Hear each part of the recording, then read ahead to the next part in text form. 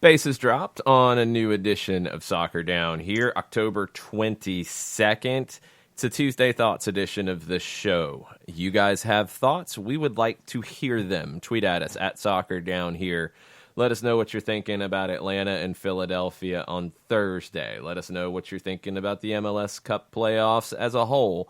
Let us know if you've got thoughts about Champions League or Copa Libertadores tonight. Cool, we'll take those too. It's a Tuesday Thoughts show. Anything's fair game. We're going to start, though, with an article that has been making the rounds. I retweeted it yesterday from thenation.com about a little bit deeper look at some of the things that we've talked about on the show before when it comes to Hugo Perez. Hugo Perez, if you remember, was a U.S. men's national team legend. He was a youth national team coach. He was fairly unceremoniously dropped as a youth national team coach in 2014-15, reassigned, and then his contract was allowed to run out. And now he is working as a scout for Mexico after working with El Salvador as well in the interim. He's been very clear in wanting to work with the United States, and that hasn't been allowed to happen. That's only part of the issue in the article that The Nation put out. Some of this is other things that we have heard. It's connecting some of the dots, and it's a pretty strong look at what's going on with the United States and Latino talent from the federation level.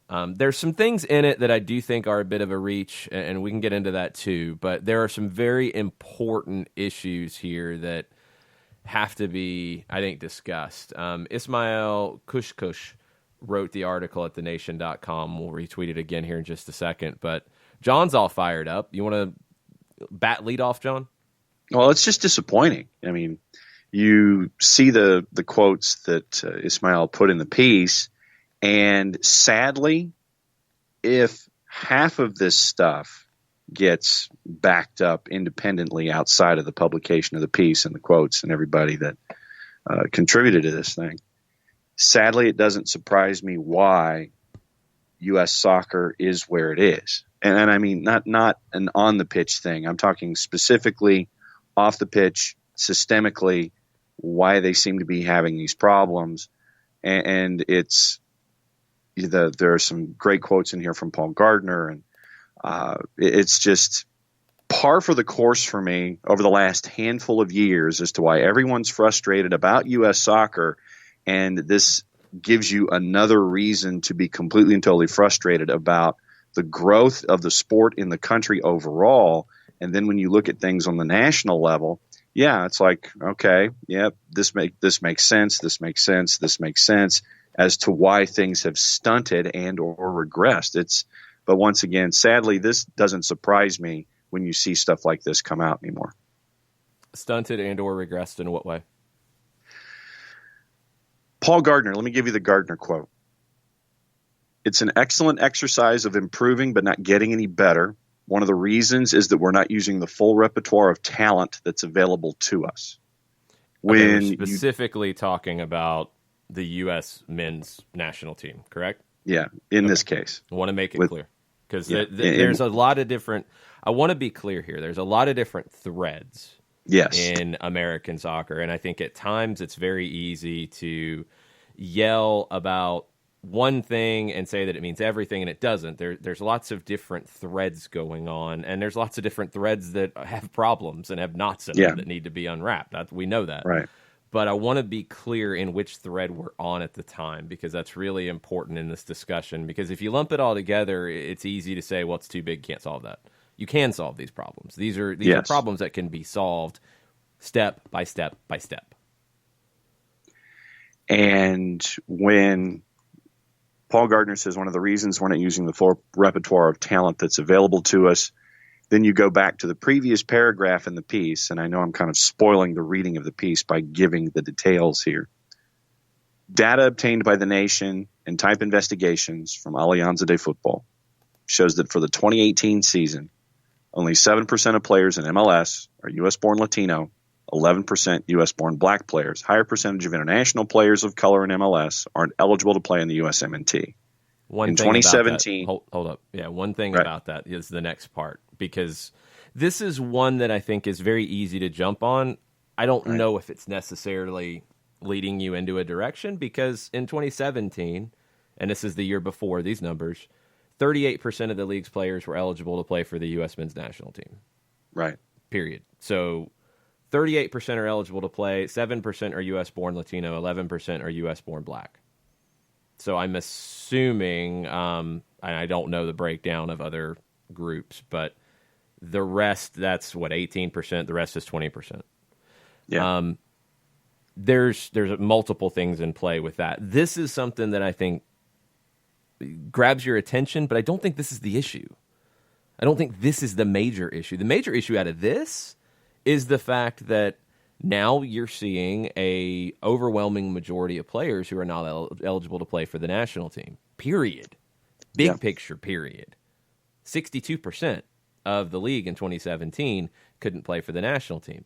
Now, I'd like to see what the numbers are in other leagues. I think there are other leagues that are very comparable. There are other leagues that are probably worse. One reason why this is happening is green cards. Because from a legal perspective, you cannot count green card holding players as international players. You can't put them in a separate category. So now they're taking the spots potentially, and there's arguments about talent and all that, but they're taking the spots of potential U.S. men's national team players. That's a bigger picture issue to me. I honestly, I know what they're trying to do here. Yeah. This doesn't back up, in my opinion, any of the other major points here. It doesn't. I really don't think this is even applicable, because there's bigger things at play there about national team eligibility and player recruitment and TAM and designated players and how you're spending and what the market is and all those things that make it a more complicated situation. The things that jump out to me, let's break it down kind of piece by piece here. Yeah, because there are multiple trains here. Yeah, no, there's a lot, and they're in a lot of ways specific issues that need to be addressed. We're going to start with the big one, because this was kind of buried in the article a little bit, but no one had ever come out and said why Hugo Perez was let go. Hugo did not want to speak about it because he wanted to return. Yeah. So this is the first time he's talked about the issue. In 2014, his time coaching the USU-15 team came to an end. I think he was still on the payroll as a scout into 2015. I might be wrong on the timeline, but he was pulled from the USU-15 team. Hugo Perez told the Nation that more than once he was told not to speak Spanish to Latino players, and that his continued use of Spanish on the field may have contributed to him being let go. These are the quotes from Perez. I did it a couple of times when I saw coaches from the opposite team so they wouldn't understand me. I felt I had the advantage if the other team didn't understand the directions I was giving. Perez said that the order not to use Spanish came from the top of U.S. Soccer. Two sources for the Nation, who asked not to be named out of fear of retaliation, confirmed that Hugo Perez spoke to them at the time about the request from U.S. Soccer officials not to speak Spanish with players during matches or training. Perez said he ignored the request. No one explained to him why there was an objection, other than this was a U.S. national team. And he said that, in fact, he had heard Jurgen Klinsmann speak German to German-born players during a senior U.S. men's national team training session. He didn't make a complaint, an official complaint, because he said, quote, or he said U.S. Soccer would, or U.S. Soccer, quote, would change. He didn't think they would change their stance. He said it made him feel unappreciated. Now, in a response, Neil Beathy, who is a spokesperson for U.S. Soccer, denied that the usage of Spanish contributed to the termination. Beathy's quote, "There were other factors that contributed to the decision. This was a collaborative decision within U.S. Soccer." Beathy went on to say, "There's no policy against speaking Spanish or any other language," writing, quote, "At times, youth national team and even senior national team coaches will speak to players in other languages one-on-one. But the key is making sure that coaches are getting messages across to all their players in the most effective and efficient manner." Okay. There's a lot of things to unpack here. And there's a lot of things that make this, again, complicated. I want to go to what Hugo Perez said on Twitter because he tweeted this yesterday afternoon. He said, "I received many questions on the article today. Yes, those occurrences did happen. It was one of many different points of view I had versus they had. I spoke Spanish to the players that understood it. There are words in my culture that can be lost in translation and are not the same. I spoke English almost exclusively. I was lucky to go to school here in this country that has given me and my family everything, so I know English pretty well to speak it in my sessions with players comfortably.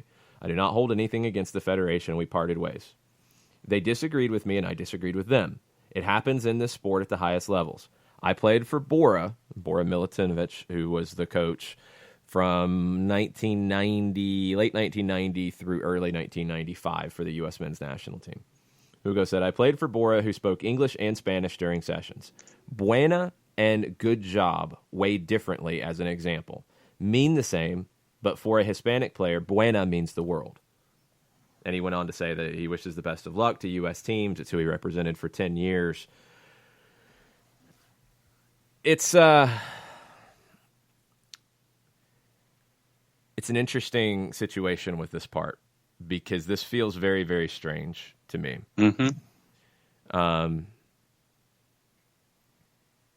Without anyone who I think was probably involved in the decision to let Hugo go, willing to speak on the record about it, we'll never know. I don't think anybody's going to come out and say, yes, it was because he spoke Spanish to Hispanic players and we didn't like that, so that's why we did not renew his contract. I don't think anybody's going to come out and say that.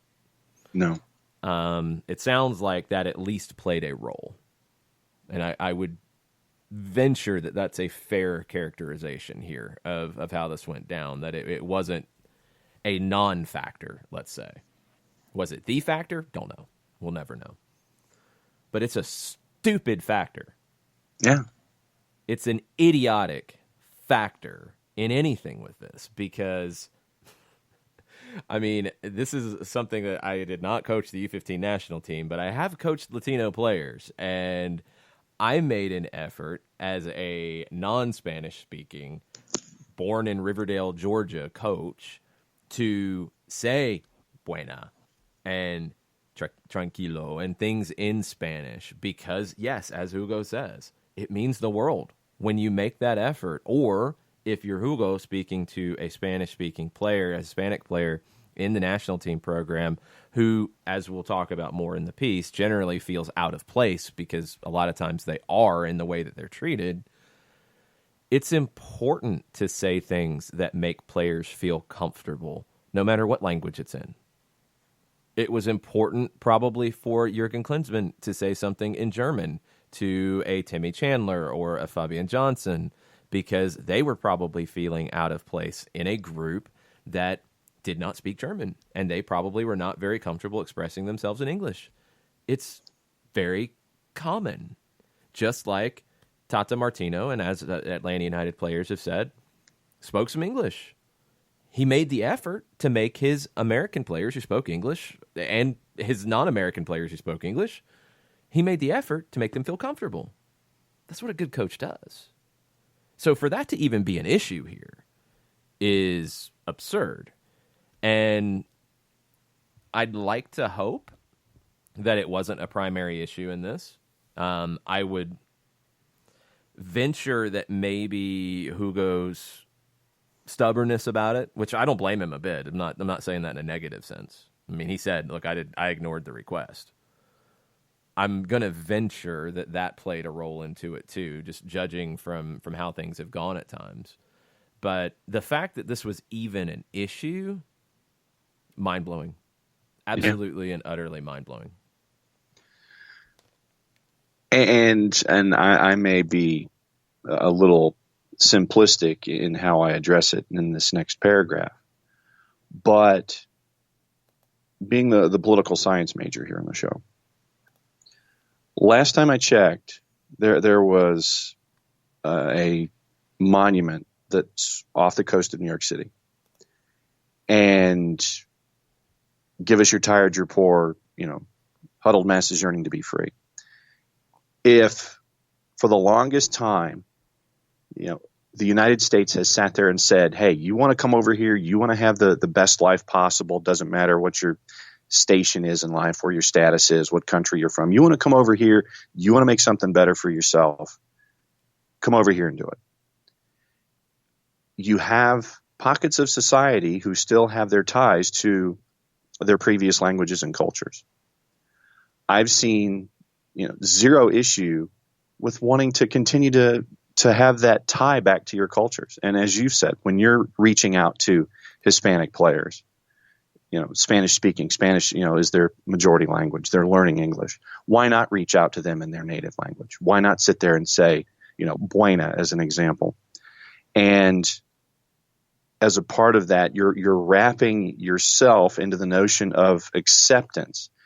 And when Hugo Perez basically is putting out there that U.S. soccer doesn't want any kind of even verbal inclusion, it's troubling for me. And I agree with you that it's to see stuff like this come across, and that was part of what was getting me fired up this morning, is that it's absolutely ludicrous that you don't want to communicate in the ways that you can communicate to get points across, to be inclusive in an entire process like this. It's mind-blowingly stupid. And I'm just going to go ahead and use those words as to what that last passage was from Hugo Perez. Soccer's a multilingual sport, and the sooner that people realize that, the better off the game will be in the country. It doesn't mean you're expected to speak every language. It doesn't mean that you're expected to know everything without putting in the time, without learning, without, saying, hey, I didn't know that, but I'm going to learn about it. I'm going to work on it.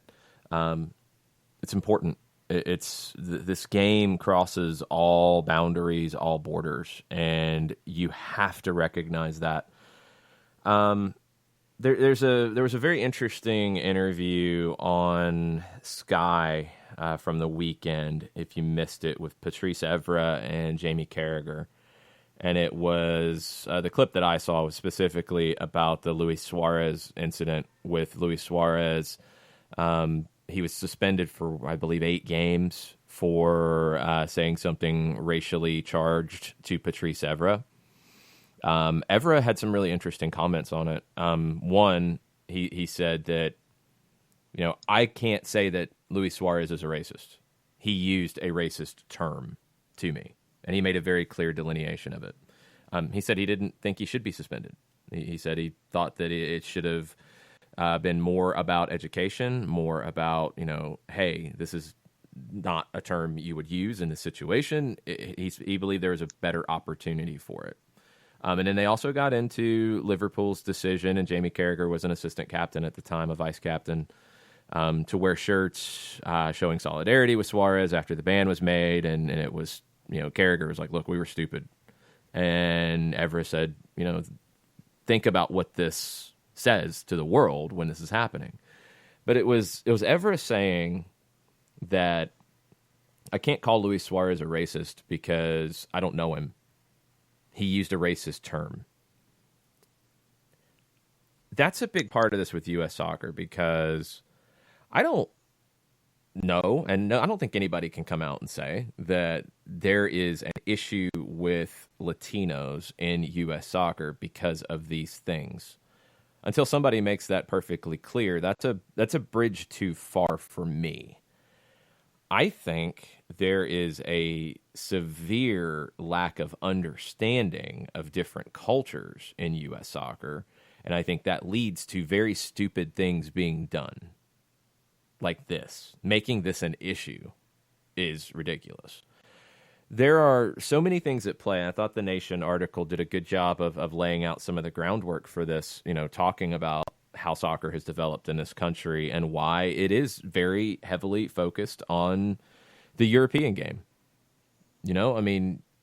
We've seen so many youth coaches and people, come to this country from England, from Germany as well, and have influenced U.S. soccer, whether it's at the club level, whether it's at the federation level, coaching education, so on and so forth, that, okay, I can understand where that comes from. That's where people have come from. That's where people have been involved.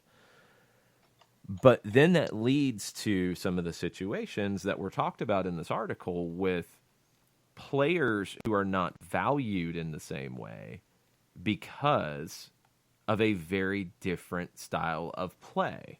Mike Watala, who's the executive director of Soccer America, talked about the coaches that were involved in making a lot of these decisions and their either dislike or lack of understanding or lack of knowledge about the Latin game. And Mike said that, quote, they almost had a disdain for it.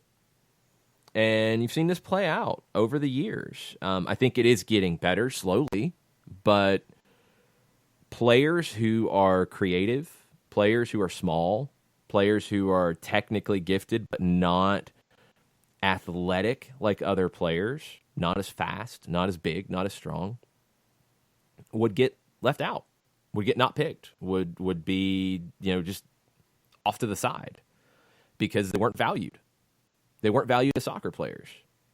Does that have anything to do with where they were from? Don't know. No way to know that. I'm not going to put that claim out there. But as a soccer player, their contribution to the game, not valued. And I sent a video to the guys in our direct message of a TV piece from 2016, not that long ago, of highlights from Ezequiel Barco playing for Independiente's sixth level team in youth. Sixth. He made a huge rise at Independiente. We talked about it during Barco Watch, where Milito, the manager at the time, saw him and said, I'm going to bring him all the way up and bring him into the first team because I think he's a special talent. But you see the video of Barco at 15, 16 against Boca, playing for Independiente's sixth junior team.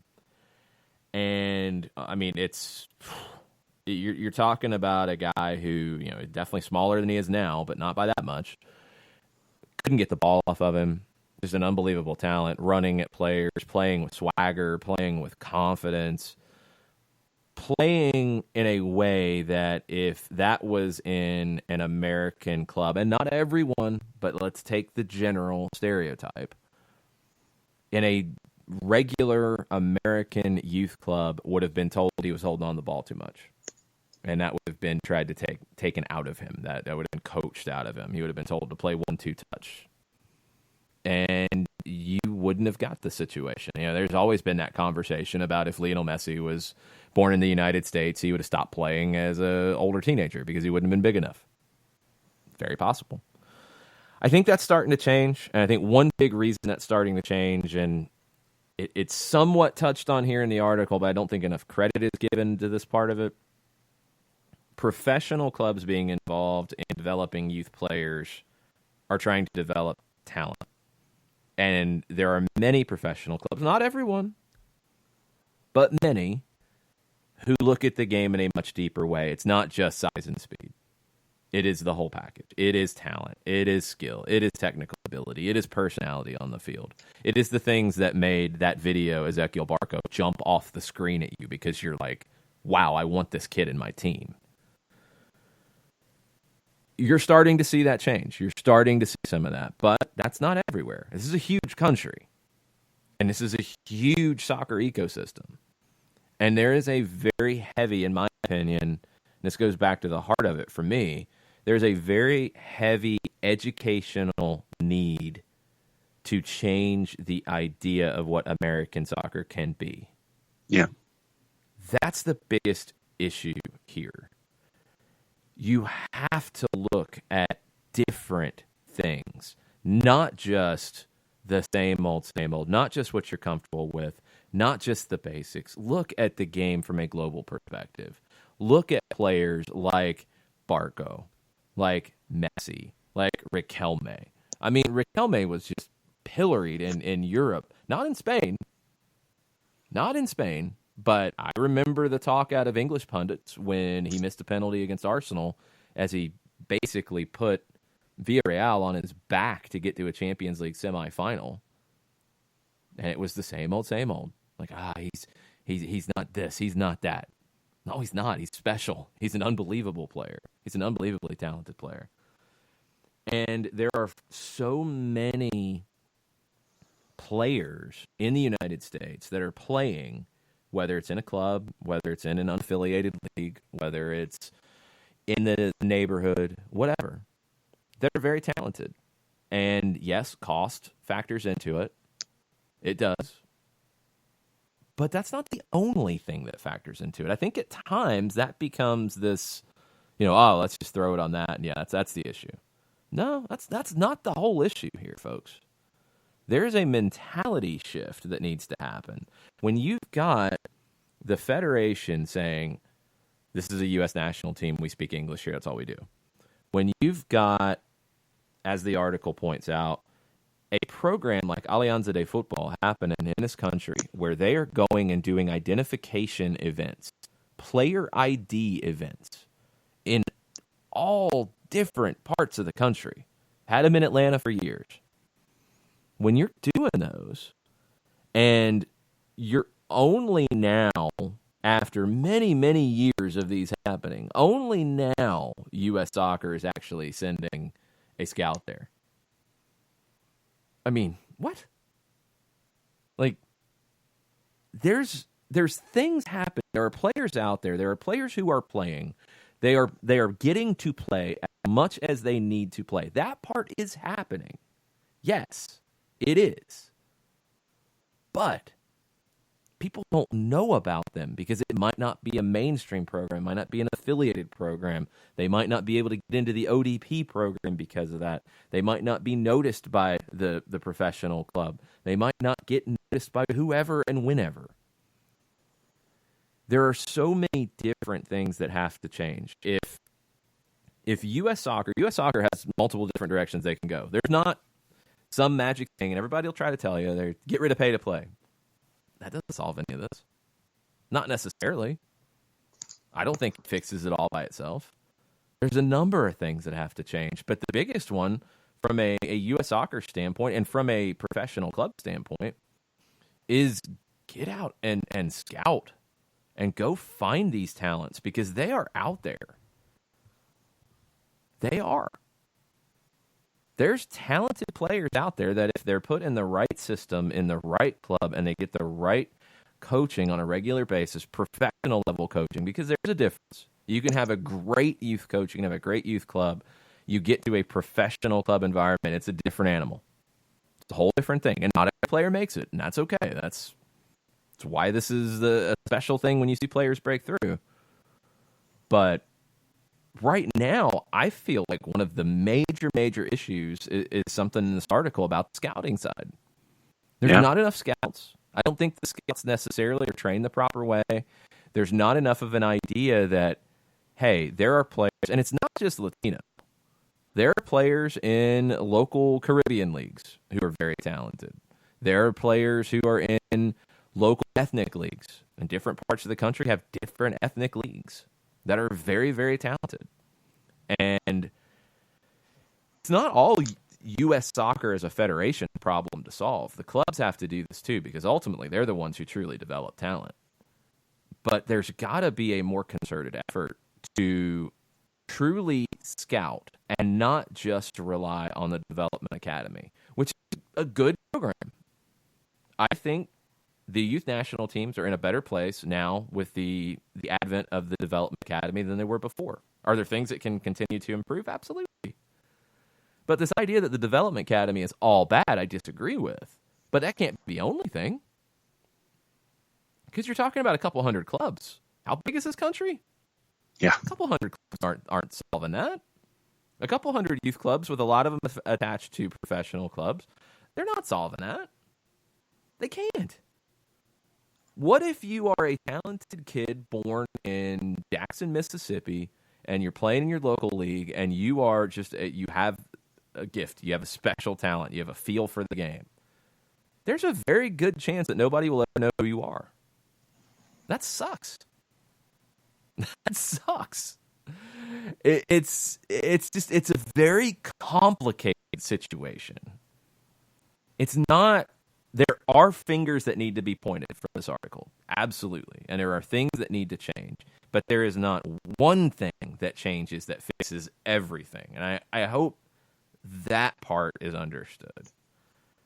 It's a process, and it's a complicated one, and it's going to take a lot of work, and it's going to take a lot of actual, I think, looking in the mirror if you're the federation, and if you are professional clubs as well, who I think are doing a better job at this than the federation. But they can continue to do better, and not all of them are doing the best job. It's an important thing. It's an important thing here, but there are so many different issues revolving around a lack of understanding of different cultures in American soccer. Whether it's a federation, whether it's fans, supporters, coaches, referees, I mean, across the board, it's such an issue that I hope continues to improve because it has to. One of the other quotes, and you got into it just a little bit ago, one of the other situations that was laid out there when a Liga MX scout goes to an Alianza event and says, you know, after the first day, I'm done. I could go home if I wanted to because I've scouted a couple of players who I think are worth kicking the tires on. And you have one U.S. soccer scout finally showing up. Let's go out there and find these kids. And it's make that effort, find those individuals, because you know that there are folks who are going to want to scout. That's just who they are. It's in their DNA. But when I see a scout quoted as saying, after one day, I'm done, and then you don't have U.S. scouts or U.S. soccer scouts going to these kinds of events, once again, there's something there that's not there, if you know what I mean. And El Mataflo has come in this morning, and he says, I think the article from The Nation hit home on a lot of points for me. I never necessarily thought the USSF was racist, but the ignorance shown by parts of the organization really caused a disconnect between soccer here and my soccer cultural upbringing.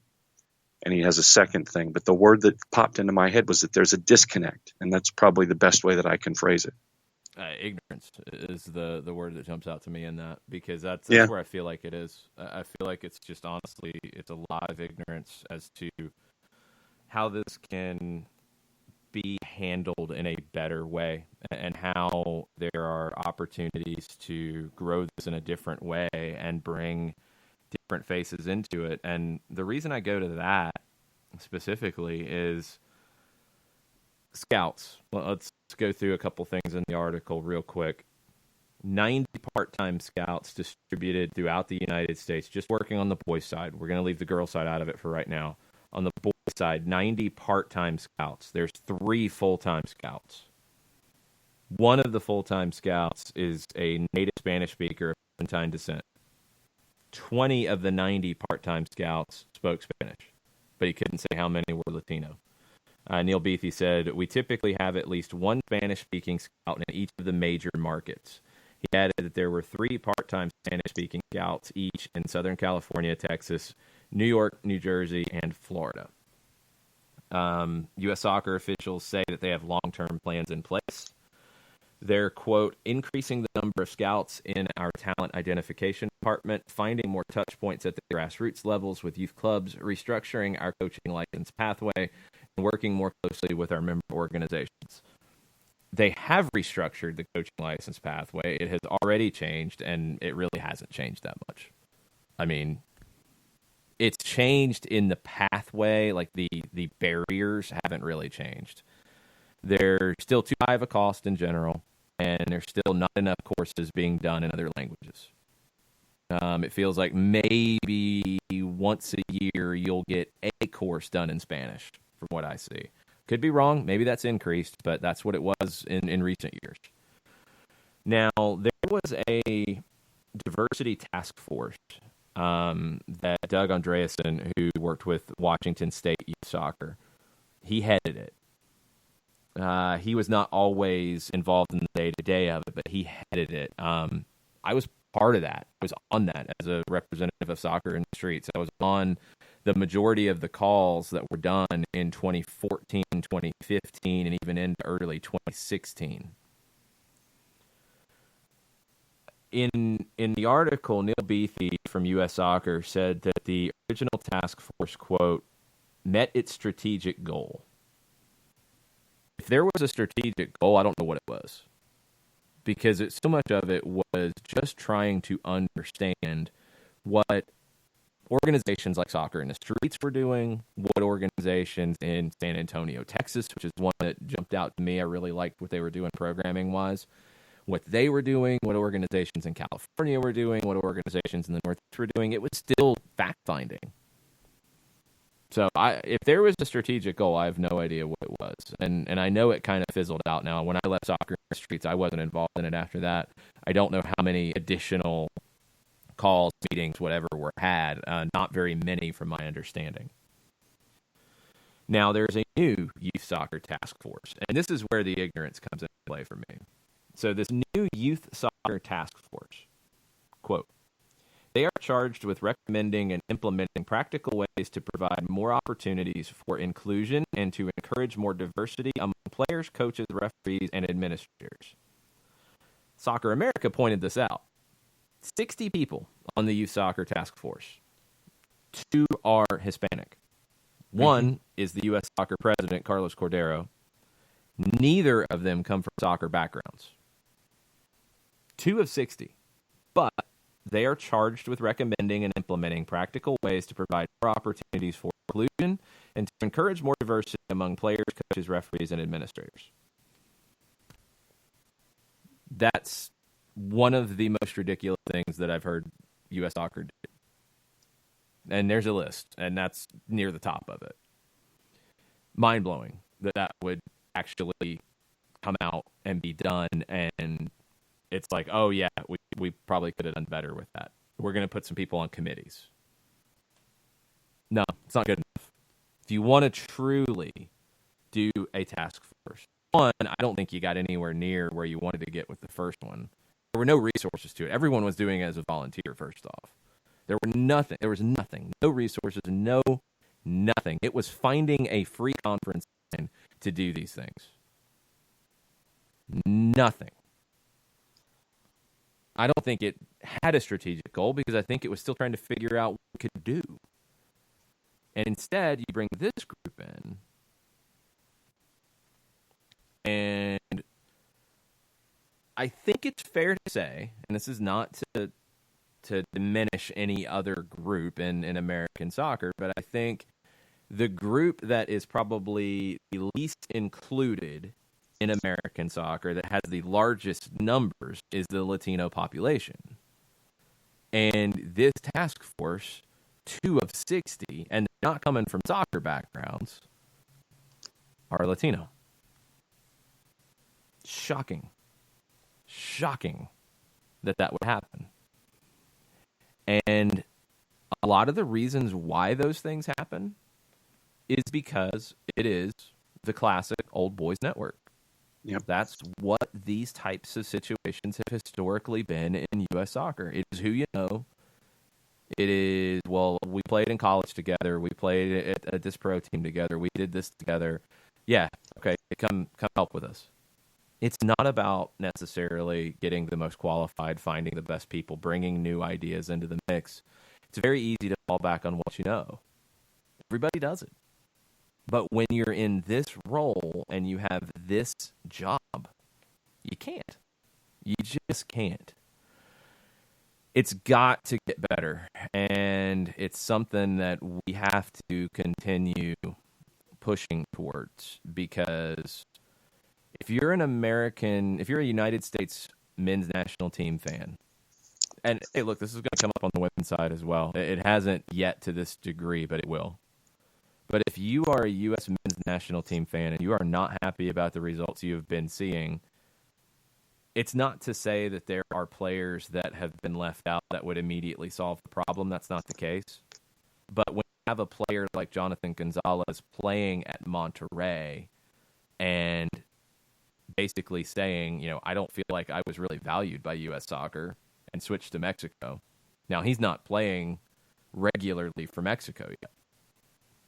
But he made the decision after playing growing up in California, playing in the youth national team, to say, well, I don't feel like I'm really valued at all here, so I'm going to leave. Those losses do hurt the program overall because it's not just one. It's not just one random player, one random situation. It's happening far too often. If you're a fan, you should want this to get better because you want more talent in the program. There are so many reasons why this should not be the way it is, beyond even just what's freaking right. Like, even beyond the most basic of reasons why this should not be happening. If you are working for U.S. Soccer, why are you limiting the talent that you are trying to reach? Mm-hmm. Like that's the part that makes absolutely no sense. It's so silly. It's so wasteful. It's so ignorant. And it has to change. Yeah, just not interested. Yeah, not interested in you, not interested in you, not gonna, don't want to pursue it. The whole article is frustrating on multiple threads. So, required reading for the day. El Mataflow came back in and said, on the other hand, credit to those who are evolving. There was a story that came out about the resurgence of Tommy Thompson under Matias Almeida, and part of it was learning Spanish and Argentine culture. I love that. It said Thompson really took Almeida's coaching to heart and actually suggested the asado as a team-building thing. And there are videos of squad members going out into the community, talking to kids at local colleges, etc. There's so many cool things about this game and learning about different cultures that's awesome. That's great that Tommy Thompson has, hit that level. And one, just his talent's been recognized because he's always been talented. But he's another one of those players that, not the biggest guy, very skilled, not a runner, not a guy who's just going to run around and throw himself into tackles and knock guys over. He's a soccer player. Matias Almeida is going to love that. That comes back into it as well. So, I don't know. We will continue to talk about these things as they come up. I'm glad Hugo Perez is speaking about this. I'm glad he is being very clear and not just throwing shade, not just yelling and pointing fingers, but actually explaining and actually being very clear in what he is saying and what happened and what his feelings were on it. He's a very important person in American soccer, and he should not be pushed to the side in this way. It's a little silly by U.S. Soccer to have it get to this point. I hope this is eye-opening, and I hope this is something that breaks some of that ignorance up. I really, really do, and I hope people realize that you're just holding the program back. Overall, it's holding the program back. That still, as I've said many times, that doesn't exactly equal why they didn't make the last World Cup or why they didn't qualify for the last two Olympics. There are tactical reasons specifically that they should have. They still should have. But long term, these are the types of things that limit your talent pool, limit the people who want to support what you're doing. These are the kind of things that over time make you worse. Not in the short term in one game, not in the short term in one cycle, but over a long period of time. These are the reasons why you don't have as much talent as you could, and other programs are getting it. And these are the things that hold U.S. soccer back across the board. So I really hope that this is a spotlight on an issue that the Federation needs to address better. They've got a few of those right now. We'll see if they get around to them. I hope so. I hope so. It'll make the game better in this country. Let's take a break, come back, get some more Tuesday thoughts from you guys on the other side of the break, and Jessica Charman will be joining us at 10 o'clock. Hang out with us. We'll be right back. Looking for future leaders we can trust and believe in? Look no further than the high school student athletes right here in Georgia. High school sports teach young people how to be effective leaders. It begins by making their grades and being on time for practice. It includes learning to listen, following directions, accepting responsibility, being a good role model. And it's about respect for officials, opponents, the rules, and each other. The result? It transcends sports. It gives us hope for the future. High school sports. There's so much more than just a game. This message presented by the Georgia High School Association and the Georgia Athletic Directors Association.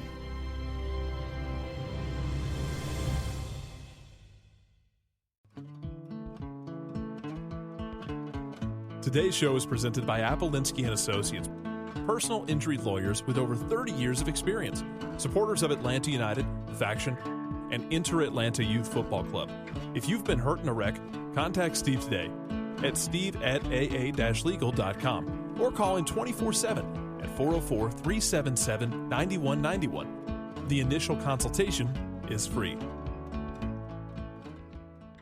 We know that every driver is different, and a one-size policy does not fit all. That's why Country Financial offers a variety of discounts, so you get the coverage you need and the savings you deserve. From good driver to good student, multi-policy to multi-car, we've got a discount to suit every driver. Call Jason Wright at 678-568-6871 today to see what you could save. On Facebook at Jason Wright Agency or by phone at 678-568-6871. Discounts vary by state. Policies issued by Country Mutual Insurance Company, Country Preferred Insurance Company, or Country Casualty Insurance Company, Bloomington, Illinois.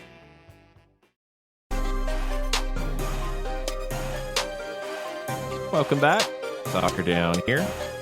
October 22nd. Hopefully my mic's a little bit better now. I love when you don't change a thing on the settings, but somehow things change. So hopefully this is better. Let us know if it's not. I'm assuming from what I'm hearing that John is coming through fine. Everything's sounding fine and looking fine on my end, but I don't know, maybe I got a little riled up and popped the speaker or something somewhere along the line. You're blowing out audio equipment universally. Yeah, it happens sometimes, especially when we get into these stupid things. But only way they change is if we get into these stupid things, and hopefully other people are as well. I'm sure this will be a pretty big topic for discussion around the country and the soccer world over the next few days, and it should be. And hopefully people are listening too. That's the thing. I mean, we can talk and yell and turn blue in the face, but if people aren't listening and actually trying to bring about change, then, well, it is what it is. And let's see, we have folks who've talked about other things this morning. Do you want to get into that? Yeah, I mean, is there anything else that people have said specifically about our 45-minute rant? I'm trying to think here. Chandler Creel, as he puts his tinfoil hat on, and that's by his own admission. If the international soccer world was worried about the U.S. evolving into a world soccer powerhouse and wanted to sabotage the organization from within by buying senior leadership, it would look a lot like the at USMNT looks right now. Wow, that is a big-time tinfoil hat. It's a very shiny tinfoil hat. I'm impressed. Weird. I generally don't subscribe to these things. I don't own a black helicopter, so it's sad that that's where we're at. It's very, very sad that's where we're at. Kurt McGirt has a good one, too. USA Basketball should provide the blueprint for fixing U.S. soccer. Twice in recent history, they've made drastic changes to fix what didn't work. After the 88 Olympics and after the 2002 World Championships and 2004 Olympics. Be curious to see if they make any changes after the most recent World Championships. I mean, others have, too. Germany, Das Reboot. You know, the book that came out about their changeover 10-year plan from the early 2000s to now. I mean, none of this stuff happens overnight. I mean, U.S. Soccer did this back in the late 90s. Project 2010 that everybody wanted to point fingers at and make fun of, Carlos Queiroz put a lot of time and energy into creating a plan, and very few of the things that were in the plan have actually been implemented. So, if you're going to do it, you got to actually follow through on it, and we'll see what happens. And apparently, Daniel Price wants to have you make a run for future president of the Fed, or at least a high-level manager. I don't want to deal with that stuff. I want no part of that. And I think that officially catches us up on the article from this morning that is today's required reading. All right. What else do we have on the Tuesday thoughts, or even some Overreaction Monday stuff that we didn't get to since we were in an earlier time slot yesterday? I think, let's see. All right, Valverde wants the 2020 MLS season starting earlier because of how boring Monday Night Football was last night. The 33-0 blowout city that it was. I couldn't tell you. I wasn't watching. Yeah. Then after we talked about the Lansing situation in League One yesterday, Stizzle A wanted to, he says, haven't mentioned it because of denial with Lansing folding. He said the roster was solid. Any chance one or more of the guys could end up with Atlanta United too? It's not really the role that Atlanta United 2 fits. Atlanta United 2 is trying to find players, recruit players, develop players for the first team. A club like Lansing is trying to win games. It's two completely different mindsets. So, it's possible. You look at a player like Luis Fernando, who came from Richmond, earned a first-team deal, created a blueprint for what you can see, but I'd have to look deeper at Lansing's roster. Not just because they're a good roster does it fit. You got to get young players with upside. Yeah, and I know that we looked at guys. We knew Elma Infor from his time in Asheville, and that got him the opportunity to play in Lansing. So it would be someone of that kind of a category. Yeah, that's what we're talking about. Yeah. Michael Cinco had a technical question, and it has to do with Michael liking to tweet questions immediately after the weekend game for the Monday show. And it's he asks, if I just overlooked it, or do we only look for questions submitted Monday morning? No, Michael, we go back. Hopefully we go back in the timeline, and I'd try and go fishing as best I can, trying to find them. So then you overlooked it. I just didn't find it. I didn't go back far enough. That's called overlooking it. or underlooking. Okay. Michael says that 60 Minutes sees Tito instead of PT. How big of a doghouse is PTM, and do we see him in the playoffs barring an injury? And that's a huge hashtag Overreaction Monday. Yeah, from everything that's being said, it's not about a doghouse. Tito Villalba is a very different player than Pity Martinez, and the way he was used, you're not playing Pity in that position because Tito had a lot of defensive responsibilities. So Pity as a true left winger, no, that's not going to work. Not in that scenario, not with Brandon By, DeJuan Jones as outside backs who are going to be attacking you. In this case, By on the right side. That's not going to work. So it wasn't a like for like in this case. And that's the important thing here. In other cases, different conversation. But Frank DeBoer hasn't said or given you any impression that there's a doghouse. It's felt more like a tactical decision. So far, it's paid off. I think it's a risk because I think Pity Martinez is an incredibly talented player that makes any team better. But kind of hard to argue with the way the team played. I thought they played well against New England. I thought New England played its best game. And I don't know if it would have been different with Pity Martinez there in place of Ezequiel Barco, who I thought was outstanding, or Emerson Hyndman and moving Barco into that kind of role. I thought Emerson Hyndman was very good.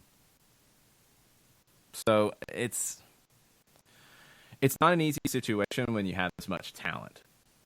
because you're going to have people left out, and it's not always because of somebody being in a doghouse. It can just be that was the decision made for this match. Yeah, I mean, it's the way that I tell folks who ask me about it offline. It's like, this is situational. It's not that, a player's in a doghouse, he's not wanted, not desired, anything like that. You're sitting there and looking at the team that's coming at you and formulating a game plan to put the 11 out there that you're looking for to give you the best chance coming out of the blocks to get a win. And it just so happens that with a roster that is as deep as Atlanta United is when it's healthy, you make some decisions. And the decision last time out was not to have PT start. Lewis Martin has a question, and It's more of a Tuesday thought. He says, with Sacramento being Club 29, his guess is Phoenix is 30, but his heart wants an MLS club in North Carolina. It would be so epic to have a hashtag Sweet Tea Cup. He's saying Phoenix, Charlotte, and Detroit would be 30, 31, and 32. Detroit seems to have fallen off. We're not hearing much about Detroit these days. I don't think Charlotte gets left out. I think Charlotte has far too much going for it.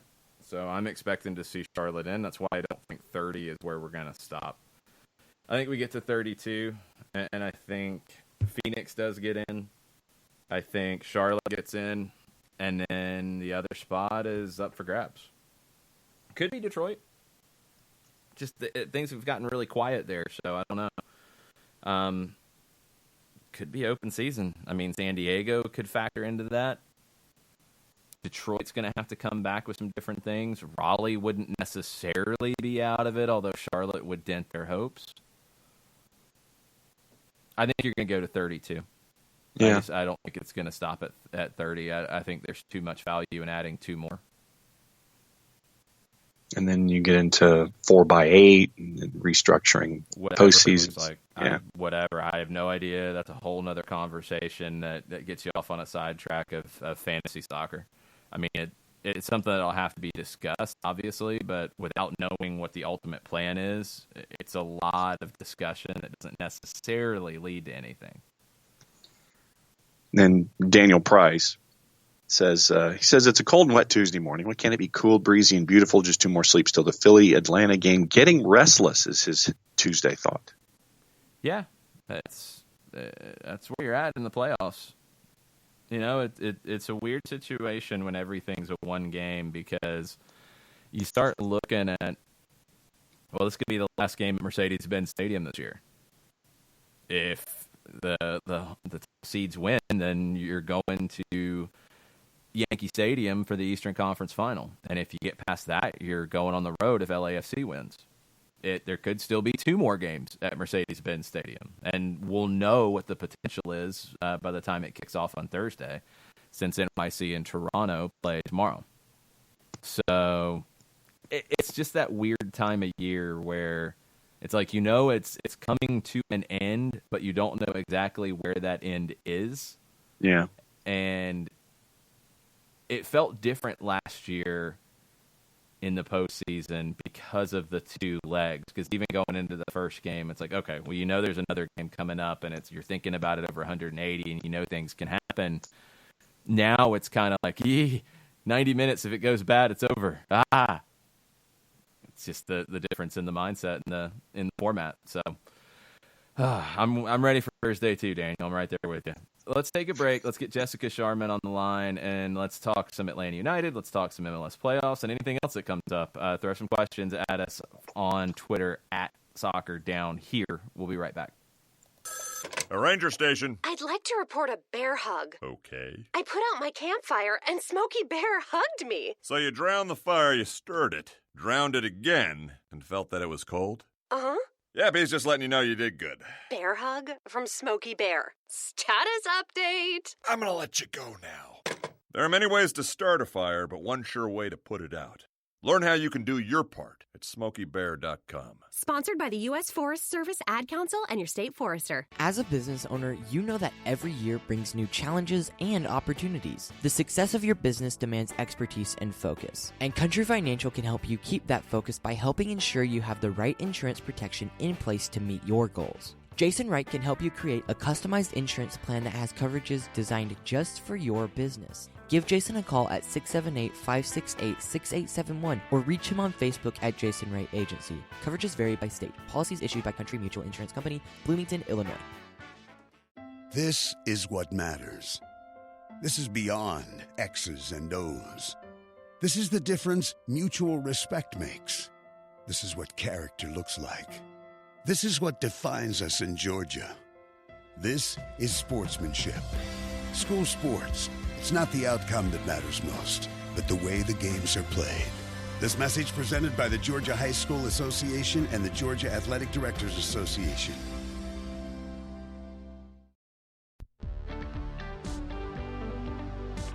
If you've been hurt in a car wreck, contact my friend Steve Apolinsky of Apolinsky and Associates. He's been representing individuals for over 30 years throughout Georgia and Alabama. Email him at steve@aa-legal.com or call him 24/7 at 404-377-9191. The initial consultation is free.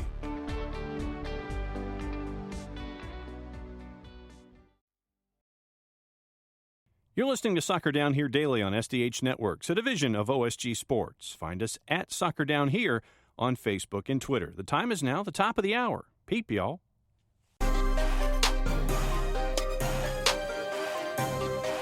Welcome back. Hour number 2, Soccer Down Here, October 22nd.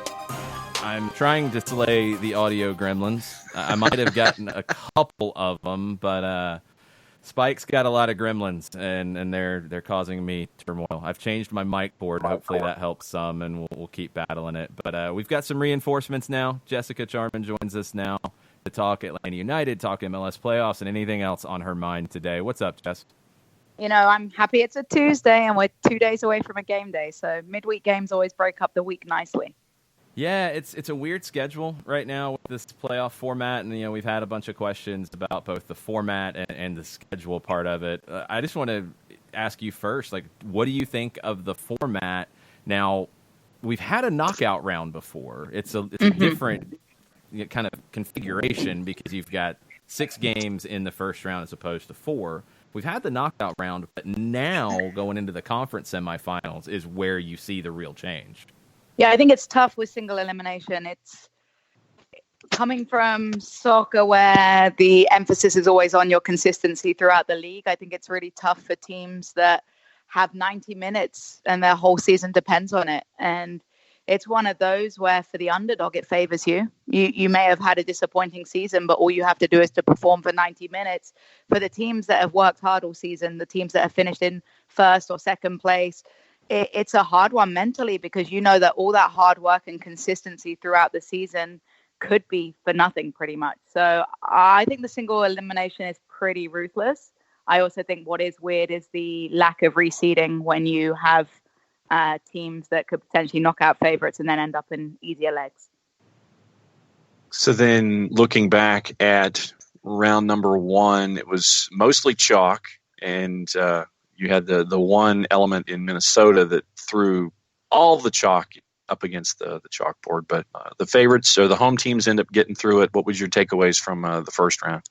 I thought it was some entertaining games. I was nervous during the Atlanta United matchup, but I was glad I wasn't a fan of any of the other teams because those ones took it to a different level when it came to the games. I thought it was a great advert for MLS. The standard was interesting. The games were entertaining. We had a lot of overtime. And again, that favors Atlanta United in a lot of ways because not only do they have an extra day of rest, they also had less minutes under their belt. Yeah, I think it's a huge benefit to have that. Let's get into looking ahead. Philadelphia come into town. They do get that win. It does take extra time. What's your thoughts on the Union?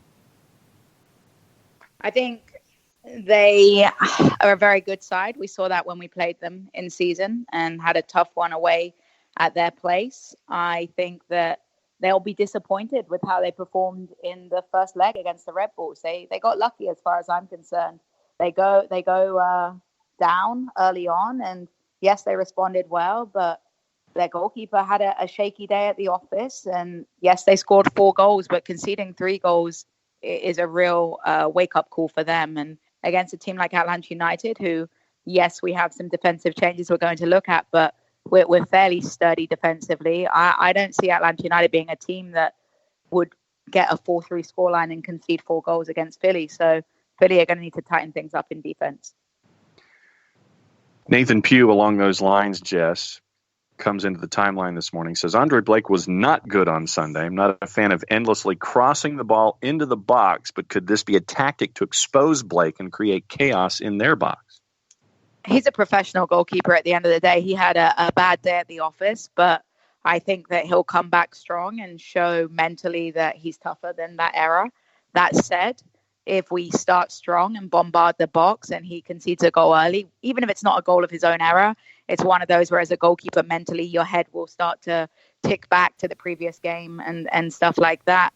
I think it's not just the goalkeeper that had a rocky day. The defense had a rocky day. He did come for a couple of crosses he shouldn't. He was punished for those. So maybe you test him early with that. But I think Philly's defensive line as a whole is going to be disappointed that they let up 3 goals. And so that may be something that Atlanta United can exploit. Yeah, I thought Mark McKenzie was also shaky for Philadelphia in front of Blake. It's Philly's a tough matchup because of what they can throw at you, and I think especially when you look at a talent like Harris Medunian in the midfield, and the fact that Philadelphia has 2 very distinct ways of playing. They've split the last 10 matches almost 50-50 between playing a 4-4-2 diamond, which they started in against the Red Bulls, and then moving to the 4-2-3-1, which they changed to when Ilsinho came on.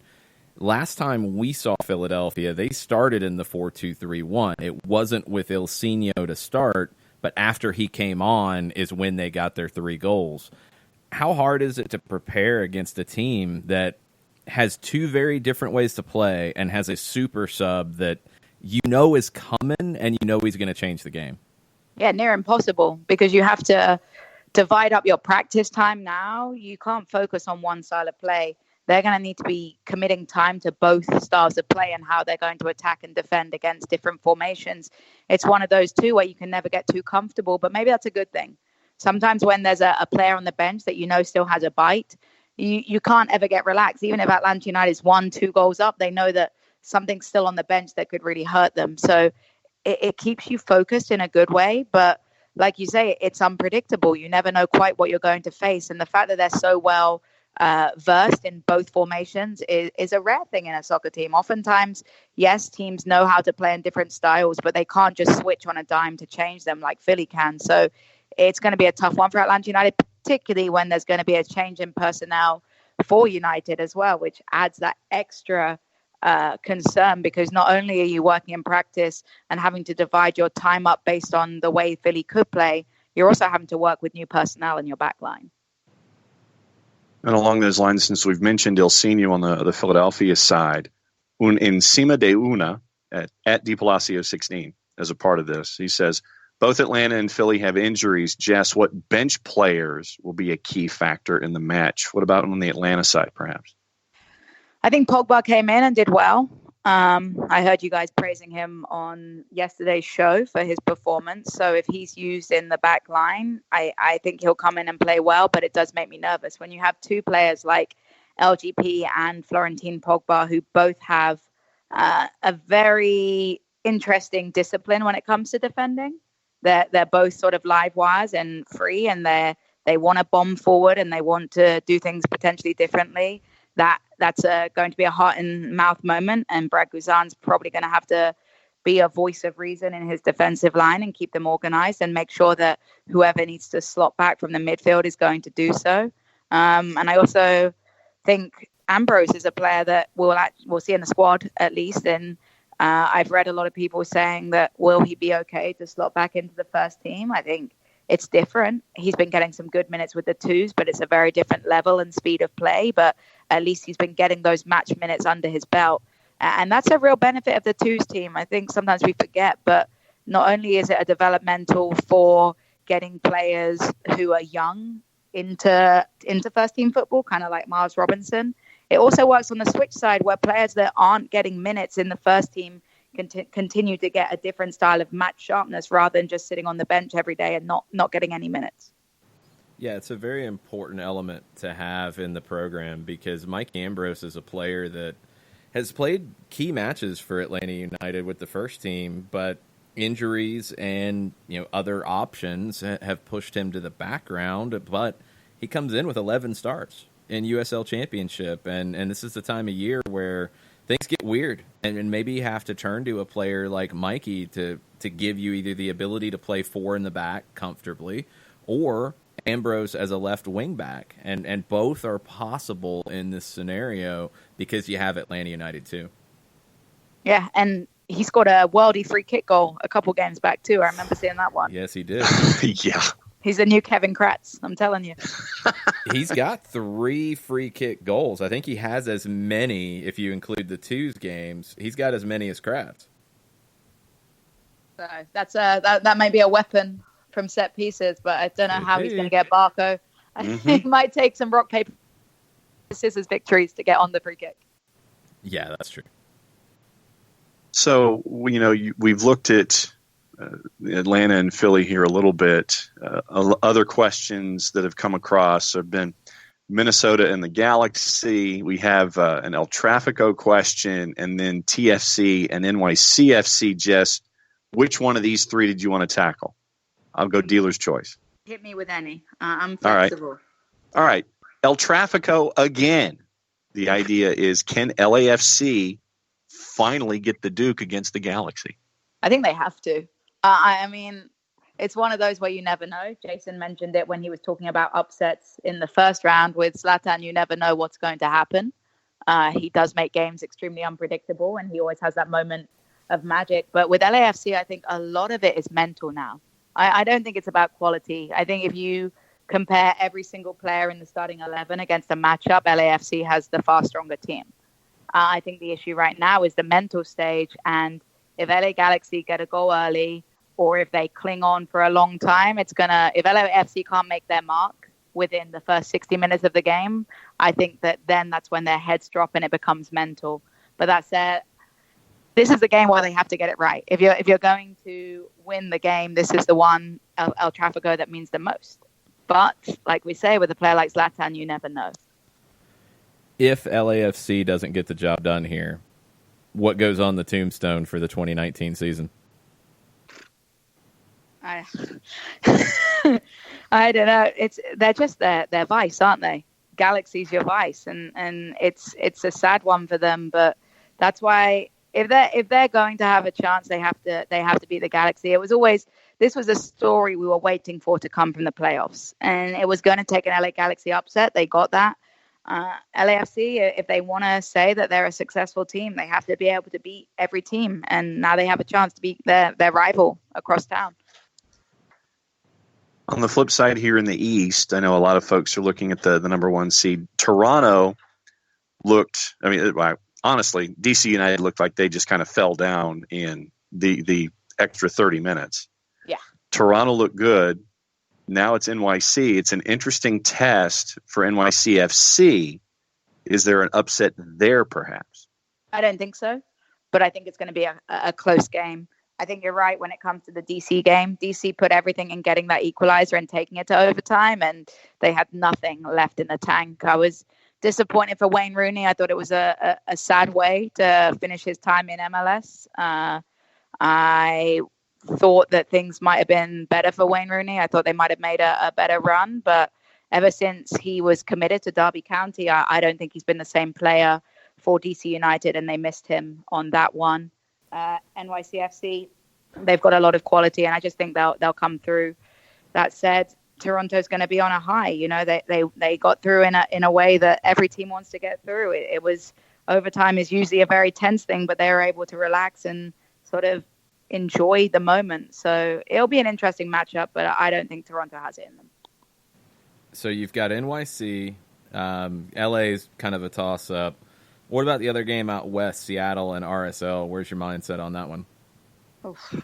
Those were the only games I didn't actually get to watch, just based on the time difference. So I didn't get to see RLS's playoff game. I was definitely asleep by that time.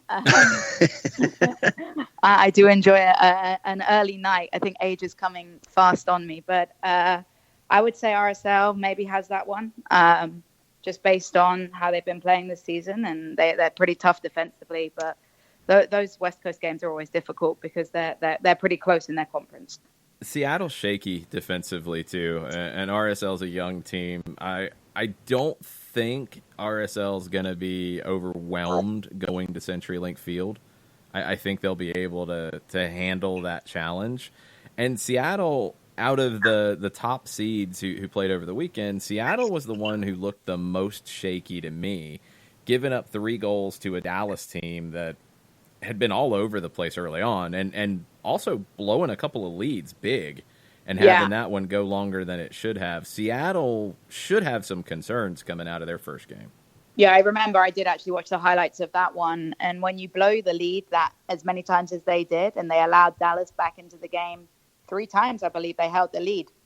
Mm-hmm. And it's one of those where it took to the second half of overtime to go ahead and get that final goal that was a nail in the coffin. And it's one of those where you kind of got through by the skin of your teeth, and you either prepare for it in one way where you feel like, okay, now we need to adjust and we need to realize that we got lucky and we're not going to do that again. Or you kind of let it mentally get to you, and you're worried about the fact that you've conceded 3 goals and that you've not been able to hold on to a lead and see a game out. And, you know, I think I remember Seattle giving up that goal for overtime pretty late in the game. And it's one of those where if you can't hold on to a lead for 8 minutes before the end of the match, you start to have concerns about your ability to close things out. And that was the one where the goalkeeper had a worldie, right, for Seattle? Yes. Yeah. Yeah. Stephen Fry was ridiculous. You owed that win to Fry. I think he had only made 1 save in the whole game until the second half and overtime. And then he made some spectacular one-on-one, some last-ditch saves. And it's one of those where without your goalkeeper, you lose that game. Well, and Jess, you mentioned keepers. I mean, the 8 that are left, you know, we talked about Blake and Gazan. You've got Sean Johnson. You've got Quentin Westberg, who's come to the fore in Toronto in the East. And in that West, you have Nick Raimondo, who is and you have Raimondo and Fry, and then you have Miller and Bingham. And so you've got high cotton when it comes to all the goalkeepers that have made it to the final 8. Yeah, it's going to be some exciting times. I think we're going to have some good highlight reels for saves. I thought Brad Guzan had a good game against New England. There were a couple early on in the match where it looked like he had wet gloves, even though the dome roof was, I mean, not the dome, the stadium roof was closed. But after those couple of shaky moments, I thought he had a stellar game. And I know I'm one of his harshest critics sometimes, but there are a couple of reaction saves and full strength saves where his footwork was tremendous. So Guzan's going to be coming in on a high on that one.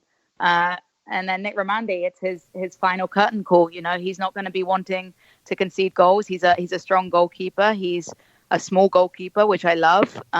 Being a small goalkeeper myself, he definitely plays a lot bigger than he is. So that's going to be an exciting one to watch. I hope he has a strong game, and should they be knocked out, I hope it's through tremendous goals rather than goalkeeping errors, because as much as goalkeeping errors, when they go in your favor as a team you're supporting, are nice, no goalkeeper should ever wish an error on another goalkeeper. Yeah, that adds an interesting element to the RSL Seattle game with Raimondo. I mean, when they lose, that's it. Or if they lift the MLS Cup, that's it. That's where RSL is. And you're talking about a player who has lifted MLS Cup for them before, 10 years ago. And Kyle Beckerman, I think, is going to continue to play. He hasn't said anything. But you have 2 stalwarts of the club who are in their final season or seasons when it comes to Beckerman that you want to send out in the right way. And you're in a conference semifinal now, 3 games away from MLS Cup. I think RSL is going to have a lot of motivation.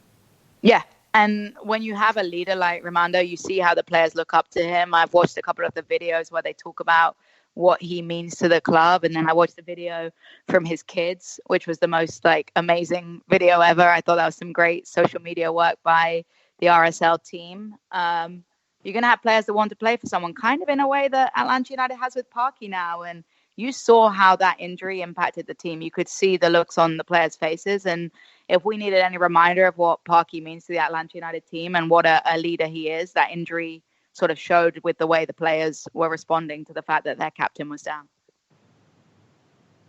Well, and then you have guys like Jeff Lorenowitz, who was right there with Parkey, chatting him up as they were trying to reset his shoulder. And the veteran leadership, obviously coming from a couple of different places, I think is big, where you have someone like Big Red, you have LGP, you have Gazan, you have Joseph, who wants everybody to play with a knife in their teeth, or they answer to Joseph, as we well know over the last week. So I think having almost a veteran presence or a playoff presence on each and every line of offense or defense, I think is big here.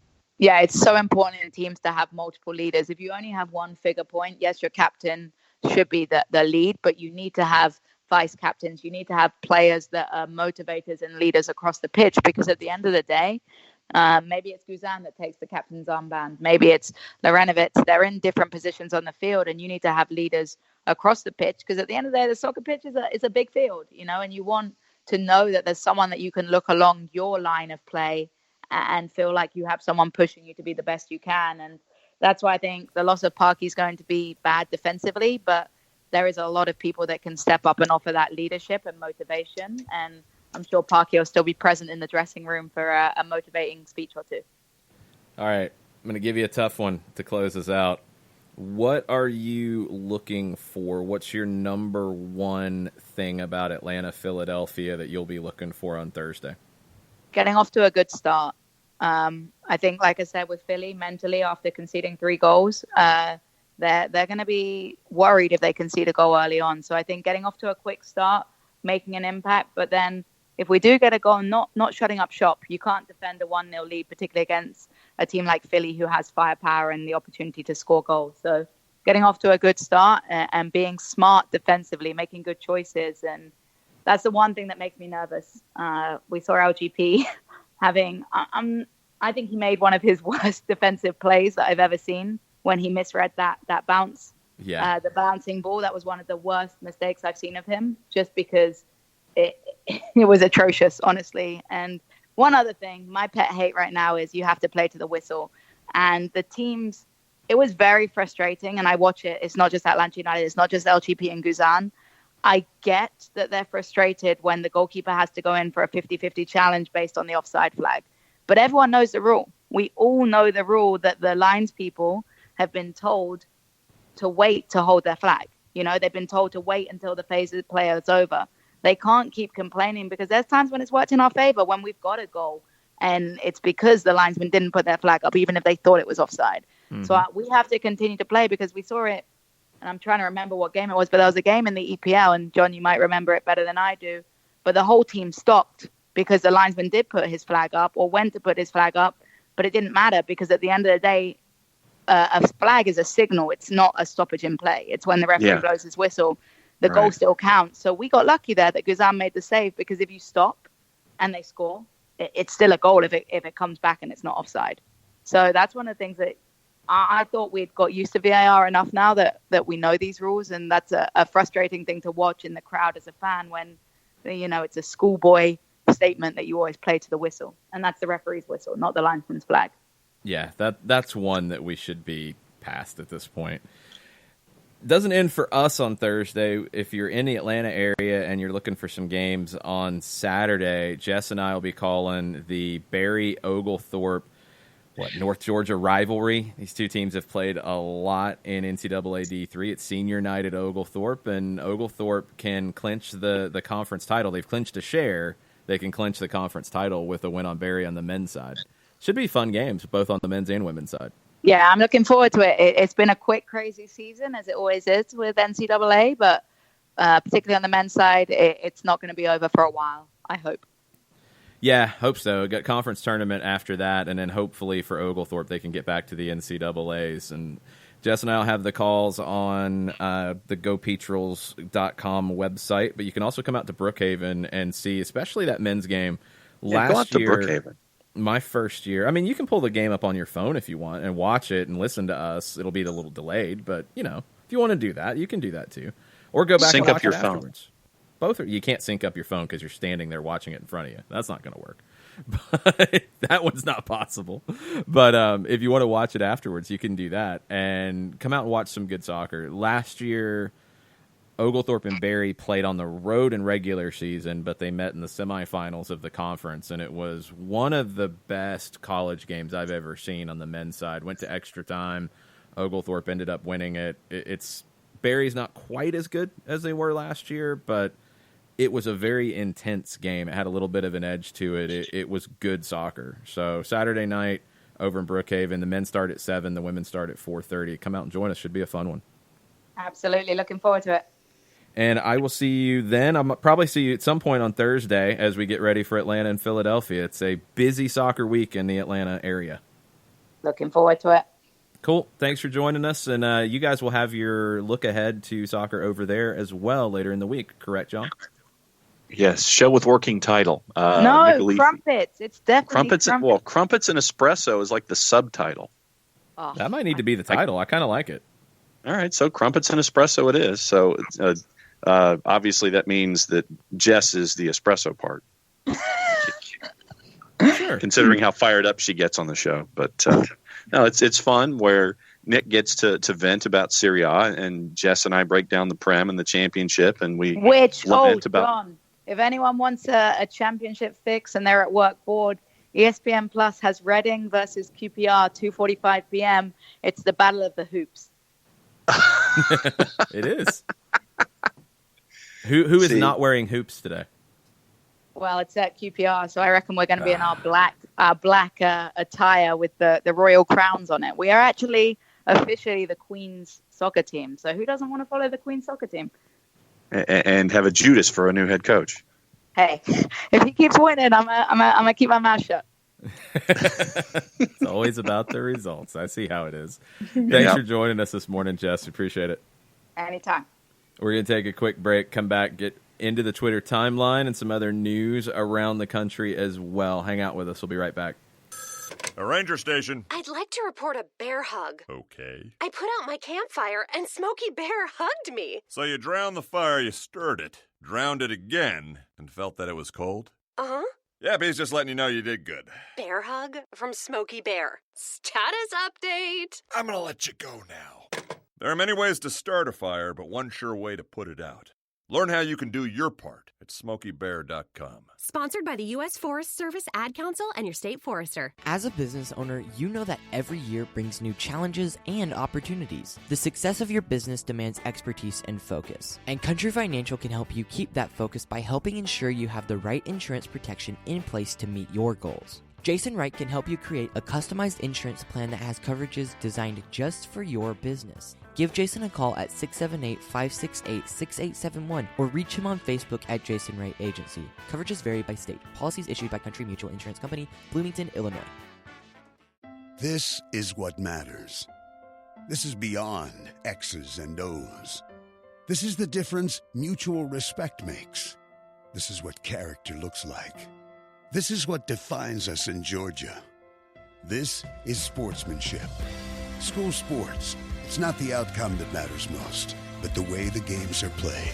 This message presented by the Georgia High School Association and the Georgia Athletic Directors Association.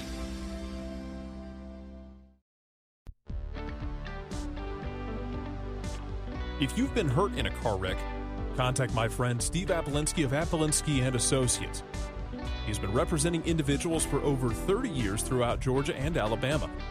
Email him at steve@aa-legal.com or call him 24/7 at 404-377-9191. The initial consultation is free.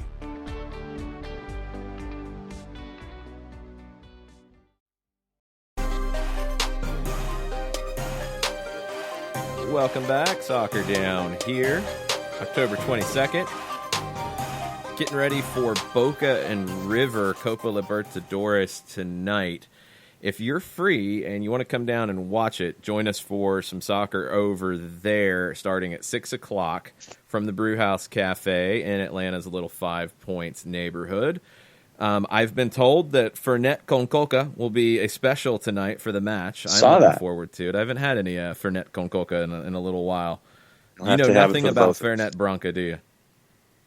No, I don't, other than what you guys have talked about it. And considering its content, I don't think I should be having any. No, you will not be partaking, and that's fine. No. But you can celebrate people who are partaking in some Fernet No doubt. Coca, and it will be a nice accompaniment to Boca and River, the Super Break Classico. it down for the peoples. What is Fernet con Coca? I mean, Fernet. Let's see, I'm not a great liquor drinker here, but Fernet and Coke has become a very common drink in Argentina. And it started to become big everywhere. Fernet Branca is a brand of Amaro, which is a bitter herbal liqueur. The brand is Fernet Branca. So it's a liqueur that generally is at most bars, but very rarely actually requested. So it became kind of a trendy thing. I was trying to see, I'd read this years ago about Fernet and Coke and how it became a thing in Argentina. It's kind of an icon in Argentina, honestly. I mean, if you remember, I don't think it's still in the stadium on match days. I might be wrong, but La Doce, one of the Atlanta United supporters groups, had the big banner that had Fernet on it. And Fernet, Asado, I can't remember what all it had on the banner, but Fernet was on there. I was like, oh, that's really cool. I'm sure very few people know what this is. It's just, the drink is just Fernet and Coke. That's two things. It's not a complicated cocktail. So the Fernet, according to a very fancy definition, adds herbal medicinal notes and a shock of black licorice. Adds herbal medicinal notes. Yes. It's a must at the asado, at the barbecue. It's just a very common drink. I guess it's a very Argentine kind of thing. So I like it. I've had it. It's not something I've had a ton of. I don't go out and buy Fernet on a regular basis. Maybe I should buy more of it. Maybe I should have Fernet on hand to mix with my Coke, and there you go. I'll be having one tonight, though. All right. I'm just checking 6 to 8 soccer over there, getting you ready for River y Boca. And that's going to be, oh, goodness gracious. That's required viewing for those of you who can make it and hang out and have some Fernet con Coca. And for those of you who can't, please find your Fanatis of pleasure and watch it there. Well, it's on BN, too. So, it's on BN? BN on whatever, yeah. So then if you have BN, then you can watch that. If you have Fanatis, you can watch BN. Yes, but people have BN on other things, too. That's all I was trying to say. Except for those of us on Xfinity. Well, you could get BN through many other things, not just Fanatis. That's what I'm trying to make it clear here. I think Sling has BN. I know Fubo TV has BN. Okay. News and notes or Twitters? Let's go news and notes. Sacramento introduced yesterday, team number 29. The video was horrible. The video was just bad. I almost wonder if it was a video that they had prepared a while back and this thing has been delayed multiple times, and it was like, all right, let's go ahead and empty out the vault and use all this. Jackie Gleason celebrating MLS to SAC. It was just baffling. All the different people that were in it and very strange things and lots of Tom Brady as SoCal congratulating NoCal. Yeah, lots of different things with, the MLS and weird terminology and just it was awkward. I think the team will be better than the introduction video, I hope. I think they'll get it right. So Sacramento's in as 29. Other expansion stuff. Charlotte now I think is feeling that, okay, we got to push. Phoenix probably feeling the same thing. Anybody else feeling the same thing. We'll see where they go for number 30. But the two that are coming in next year, some updates on construction type of stuff.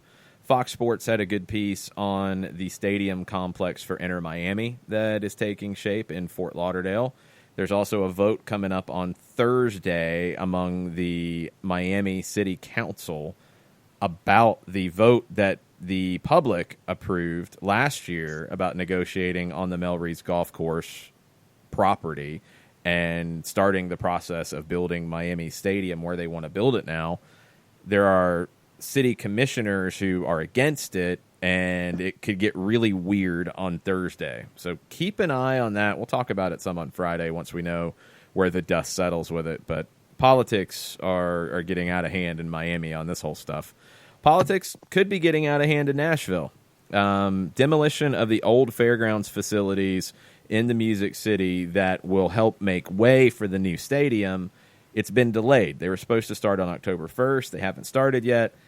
Nobody really completely knows the reasons. It's somewhat vague, although there was a statement released by the city, by Mayor Cooper's office, said that the delay was due to financing and site infrastructure. So we will see where this is going to go. Mayor Cooper has requested a complete calculation of Metro's costs and how cost overruns related to the infrastructure improvements will be funded. Would have thought that would have been already decided, but maybe not. Get it done and get moving along. At least they have a place to play. They are now in the article at News Channel 5 out of Nashville. They're going to be at Nissan Stadium, which we knew, starting next year. They're expected to start playing at the new stadium at the fairgrounds in 2022. And that had been announced a little bit ago that they weren't going to move in mid-season in 21. They're going to move in to start the 22 season if things keep moving along. So, that's your expansion update. That's your construction update. League updates. Gonzalo Higuain not returning to Columbus. He wants to continue playing. They offered him non-playing roles. It sucks when you get to this point. You know, I mean, Higuain's coming off of an ACL surgery. I don't know what kind of numbers were talked about bringing him back. You'd love to see him retire in the Columbus kit. If he wants to keep playing and they don't have the money or aren't willing to commit the money to a player who, look, he's an older player coming off of an ACL surgery. That's not necessarily an intelligent investment of large resources. Right. I get it. It stinks when you have a legend who gets to this point. We'll see where it goes. We'll see where he might end up playing if there's a taker for him next year. A lot of it's going to depend on, how he recovers from the surgery and what he's looking like going into preseason next year. If he plays in MLS, he could go play elsewhere, and we'll have to wait and see. Chris Wondolowski has said he is returning for one more year with San Jose. I think there could be an announcement this week. It is kind of what folks are saying out in San Jose. Looks like he's going to say that this is the last year for him in 2020 with the Quakes. Andy Greeter in the Pioneer Press in Minnesota. He reports that the Loons are ready to move on from Angelo Rodriguez as their striker. Not really a shock. No. There's also an option, $1.75 million on Darwin Quintero, and that's up in the air. They haven't decided what they're going to do with that. They have agreed to guaranteed multi-year contracts with Ike Opara and Michael Boxall, and those happened earlier in the summer. They haven't been announced yet. A lot of times they hold off to announce those things. So Quintero, $1.75 million, I think he's worth it, but I don't know if Adrian Heath thinks he's worth it because he hasn't started the two biggest games of the season for Minnesota. Now, reportedly he was under the weather for this weekend. Quintero didn't say he was. Heath said he was. I don't know. Yeah. It's a reasonable number. Like, that's not a crazy price for Quintero and what he's been able to deliver. So I think it's just down to, do they rate him being worth that type of price? Not that the price is the problem. Is he that price in Minnesota for Adrian Heath? That's the question. And, yeah, the Rodriguez issue, not a surprise. And obviously looking at what happened in the one moment that sticks out in my head in the match against LA Galaxy is a microcosm of all of that. But with what Quintero has been able to do for the Loons, I would bring him back. But, of course, they have to sit there and look at their entire roster and cost outlays and things like that. But if it were me, I would bring him back. Final bit of news from the weekend. The NWSL has announced a partnership with Octagon, which is a major sports marketing and agency in the United States and worldwide. NWSL and Octagon are partnering. they've been working together a little bit for the last couple weeks. Partnership is centered around media rights, but will also involve consulting in other areas like sponsorship valuation, brand marketing for the league, fan engagement insights, so on and so forth. It also leads you to believe that there is a possibility that the NWSL has a much bigger TV deal next year. Great article over at The Athletic kind of breaking this down, and it's needed. You know, I mean, we've talked about it for a long time. This is the biggest hurdle for, honestly, any women's professional soccer league. It's access. It's access in telling the story. It's access in being able to follow it.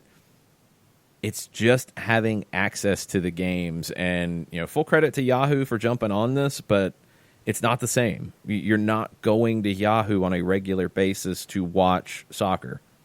You do go to other outlets, and if the NWSL can get into one of those outlets, it's going to help the league as a whole. And look, they've done a good job.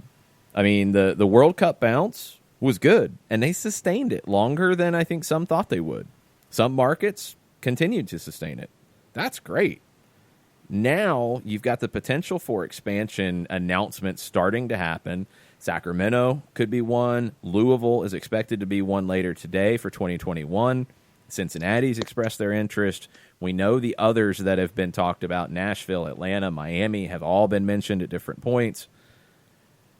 It feels like the jump-off point for NWSL, and this is a great partnership to make that jump-off point as meaningful as it can be. There are some thoughts that the broadcast partner could be NBC. And if that happens, we know what NBC has done with the Premier League over the last handful of years. And to have NBC as a possible partner, it gives them another soccer property, and it helps build out that base as well. So we've seen what they've done with the Prem. Could they do the same thing with the NWSL? It'd be huge. It'd be absolutely huge if they can pull that off. It's just got to be more accessible. That's the key for me. Is it's just got to be easier to follow, more readily accessible in the places that you watch games already. And NBC would be a great fit. NBC could use it as well because they've only got the Premier League. It would give them something else. But there's other options too. And Octagon is the type of agency that will get the best deal possible. And they've got all the connections in the world. So I'm excited to see what this means. I'm excited for these announcements to start happening on expansion and to see the NWSL become what I think we've all thought it could be. And I think now it's finally starting to realize that. So I'm excited about it. As am I. For me, I want to see what the broadcast partnerships look like and have it be a three-dimensional thing where it's broadcast, online, all that kind of stuff, storytelling, giving the stories and the players and the cities their due when it comes to their piece of being the part of the growth of the NWSL. So that for me is the secondary part of it all. Excited to see it. What are the folks saying on a Tuesday Thoughts edition of the show as we wind it down? Matt Wagner, great article from @Felipe_Carr this morning on how does Atlanta United stop Brendan Aronson. What are your thoughts? Who's best suited to stop him since Jeff seemed to struggle a bit with him last time? Yeah, that was an interesting situation. I went back and watched the game from August, and I mentioned it earlier. Philly came out and played in the 4-2-3-1. Aronson played on the left side. I think ultimately Brendan Aronson is best suited as a number 10, and that's typically where he plays when they play the diamond midfield. So one question, it's impossible to answer without knowing how they're going to come out. And they've flipped around a lot. So going back just through the last 10 games of the regular season, they played the 4-4-2 4 times. They played the 4-2-3-1 6 times. Over the whole season, they played the 4-2-3-1 10 times. So it wasn't something that they played a lot throughout the year, but they started going to it. This is to start, because Sunday showed you what can be even more complicated about Philly. They started in the 4-4-2. They moved to the 4-2-3-1 with the substitution of Ilsinho. The last 2 regular season matches, they started in the 4-2-3-1. Doesn't always mean Ilsinho starts in those situations. He didn't start very much this year. But every time they were in the 4-2-3-1, Aronson played on the left. He's not a traditional winger in that sense. He's not a traditional guy who's going to run up and down the wing. He's a crafty player. He's a smart player. He's a number 10. And when he's out wide, he still plays like a number 10. What I've watched him throughout the year, he made his pro debut against Atlanta in March at Mercedes-Benz Stadium, scored a goal in the match in Philly as well. What I've watched his improvement mainly revolve around is just his complete game. I think his creativity on the ball, his vision, all that's been there from day one. He's a player that you can play on the left and you don't have to worry about him defensively. Now, he's going to be able to put the work in and in the pressing style that Philly likes to play, he's effective. I don't think it was a situation where like Jeff completely and utterly struggled with him. Honestly, I thought when Aronson was causing his most damage, it was against Julian Gressel, who was exhausted in that match in Philly. Gressel was really struggling, substituted around the 60-minute mark, and Franco Escobar came in, and it was better. Anytime you're playing in the 3-5-2 and the wide player coming against you, whether they're in the 4-3-3 or 4-2-3-1 or 4-4-2 or whatever, when the wide player is causing those problems with your wing back and your center back, you've got a big issue. You don't want your center back to have to mark the player 1v1. And in this case, Jeff was playing as a right center back against Philadelphia. You didn't want him to be pulled out there as much as he was. And I don't think he was as much when Escobar came on because Escobar's a stronger defender. But this is the biggest issue going into this game. What does Philly do to start? If they play a 4-4-2, a diamond that's very narrow, that your width is coming from Kai Wagner, from Raymond Gaddis, it's a very different team than the 4-2-3-1 with Aronson on the left, with either Ilsinho to start or Fafa Pico on the right, and Sergio Santos up top. That's a very active front three that can press you and cause a lot of problems. That's a whole different situation. And then either Marco Fabian or Jamiro Montero as the number 10. Montero is a great defender, and Montero can also drop in and play as the 8, play as a dual 6 with Medunjanin. With Bedoya's potential injury, that comes into play. That's what's so hard about what Frank de Boer has to prepare for, what this team has to prepare for, and questions like this. Philly has 2 very distinct ways to come in. Aronson's positioning is very different in the 2. It's about a coin flip as to which one they come in with. I'm kind of leaning to them starting in the 4-2-3-1 because they had some success against Atlanta in Philadelphia. Remember, that was a 1-1 match until the 86th minute. I think a lot of people have looked at the scoreline and felt like Philadelphia just dominated. They were the better team. They were also playing a very tired Atlanta team that Atlanta and Philadelphia both talked about after the match. But they didn't run Atlanta off the building. They got their last 2 goals in the 86th and 88th minutes to win that. But they played 4-2-3-1 there. I kind of think they do it again if Bedoya can't go. Or if he's limited and he goes because he's your captain and you're going to put him out there and he's like, strap me up, I'm going to play.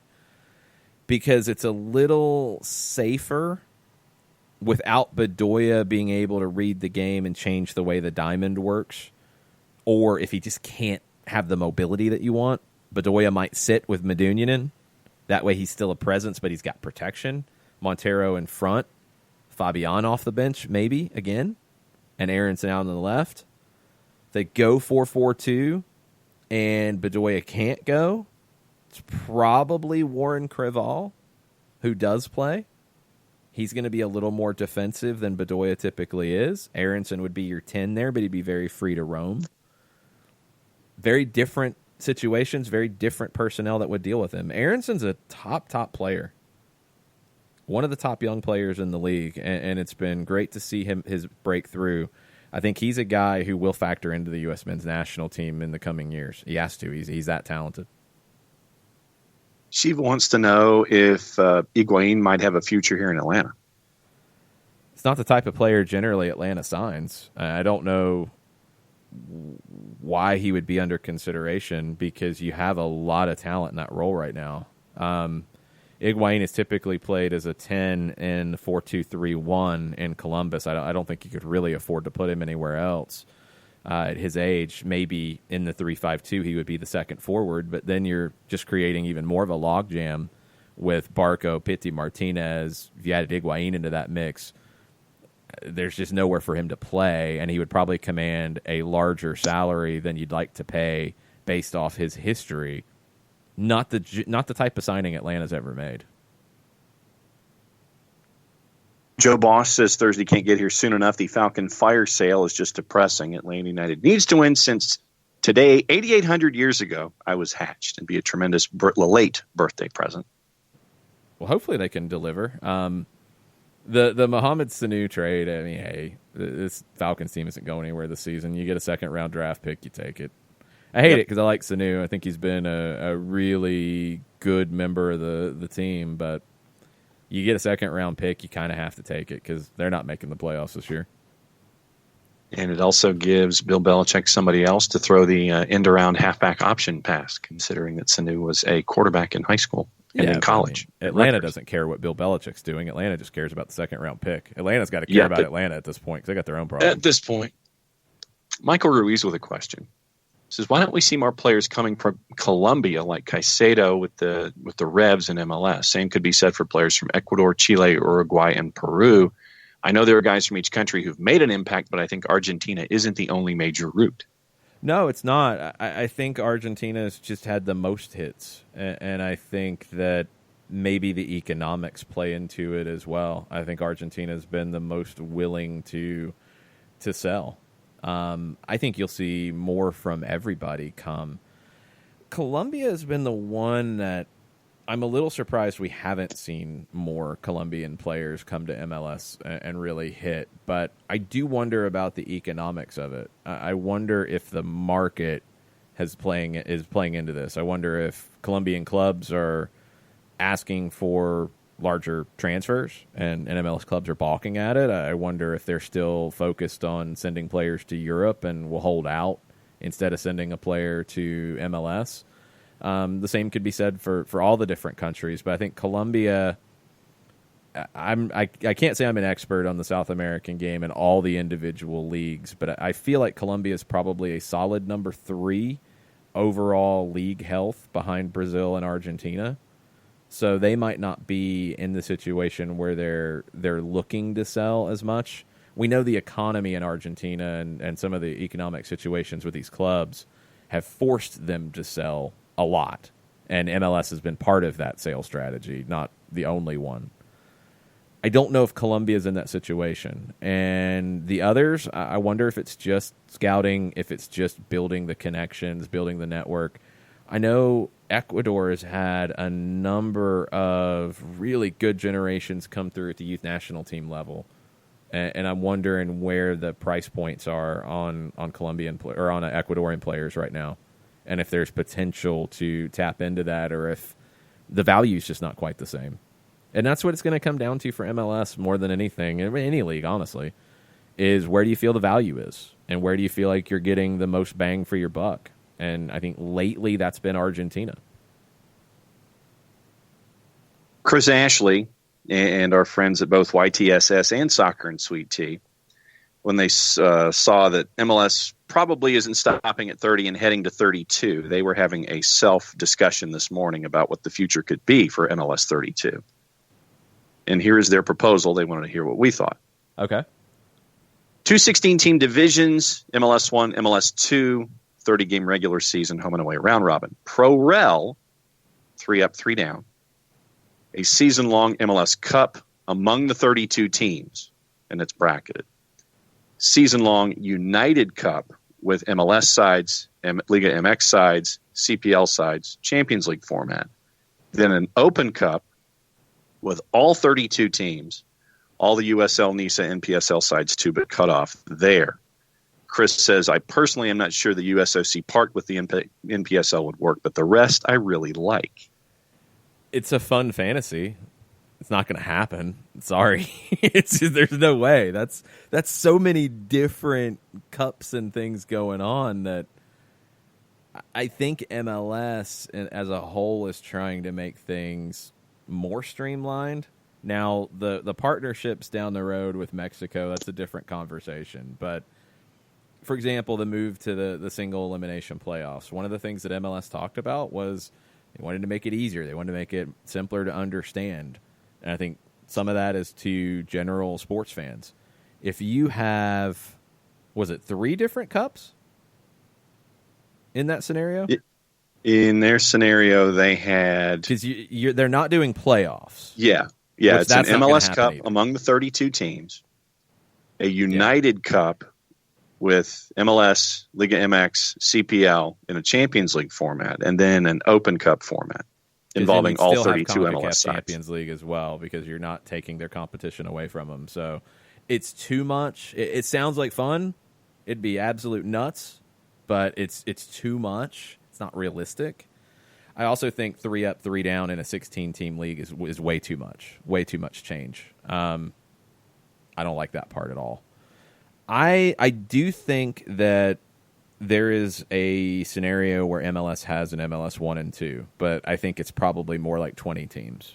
Yeah. And that's going to take some time once you get to 32, because I feel like 32, after that, you're going to need more time for things to percolate a bit.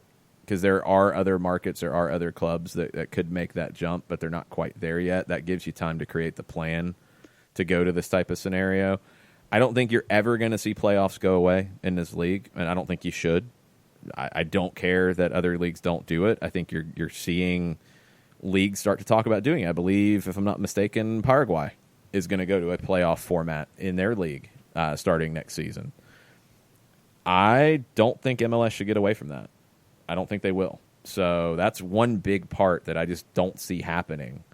Pro-Rel, I can see happening between an MLS situation where it's all MLS teams and they have a first and second division and everything is structured with the way that MLS has grown, with single entity, with sharing of revenues, with security.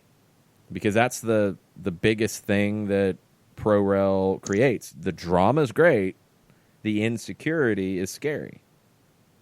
And while I think American soccer can handle it now, where they probably couldn't 10, 15 years ago, it's still a big ask. And it's a huge ask just from a general practical point here of telling these owners who have invested millions and millions and millions and millions of dollars in the league that they have now, that could be at risk by going to this type of format. You're going to have to figure out a way to make that part work, and that's a complicated situation. I could see it, but it's going to have all those protections baked into it, or it doesn't work. The different competitions, U.S. Open Cup, I think will always be U.S. Open Cup. Now, will it look a little different at times? Sure, it's a U.S. Soccer Federation property. It's not MLS property. We'll see what this next one looks like. I think you are going to have to figure out how to deal with summer league teams versus non-summer league teams, because the Open Cup honestly should probably go away from the summer league team format.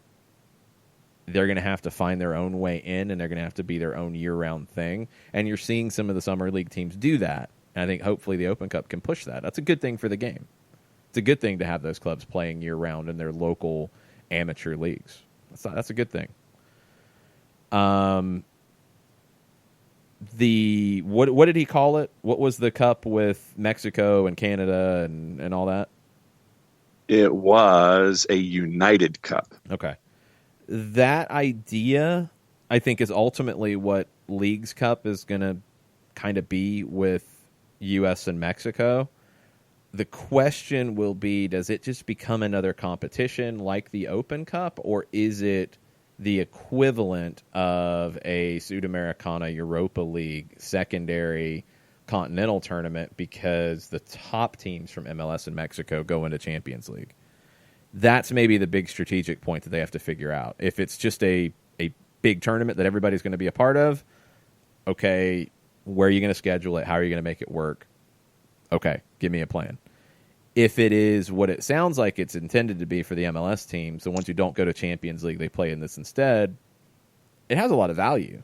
It does, because it gives them international competition. Now, teams have to take it seriously. It has to be handled the right way. It can't be what it was this season, because that was a joke. Everybody's playing reserve teams. What's the point? It's got to be more than that. How do you make it more than that? That's a good question. I don't know. So that type of stuff, like it's fun to say, well, you could do this, and this, and it feels like a video game. It's not realistic. I think the realistic plan for growth that is feasible is get to 32, and then you have to make a key decision on if you're going to go beyond that, and then how, because that's where the Pro-Rel MLS1, MLS2 conversation comes in. That's one part. Then wherever you get to, if it's 32 and if there's a plan to go bigger, what is your structure from a schedule, from a playoff structure, from a conference situation? What does that look like? That's the other big part. I don't think playoffs go away. I really don't. Open Cup, you're dealing with U.S. Soccer. They're going to do it. I don't think it's going to be dramatically different than what it is. I think it's just the summer league teams, and when you start the competition is the biggest question. But I think it is what it is.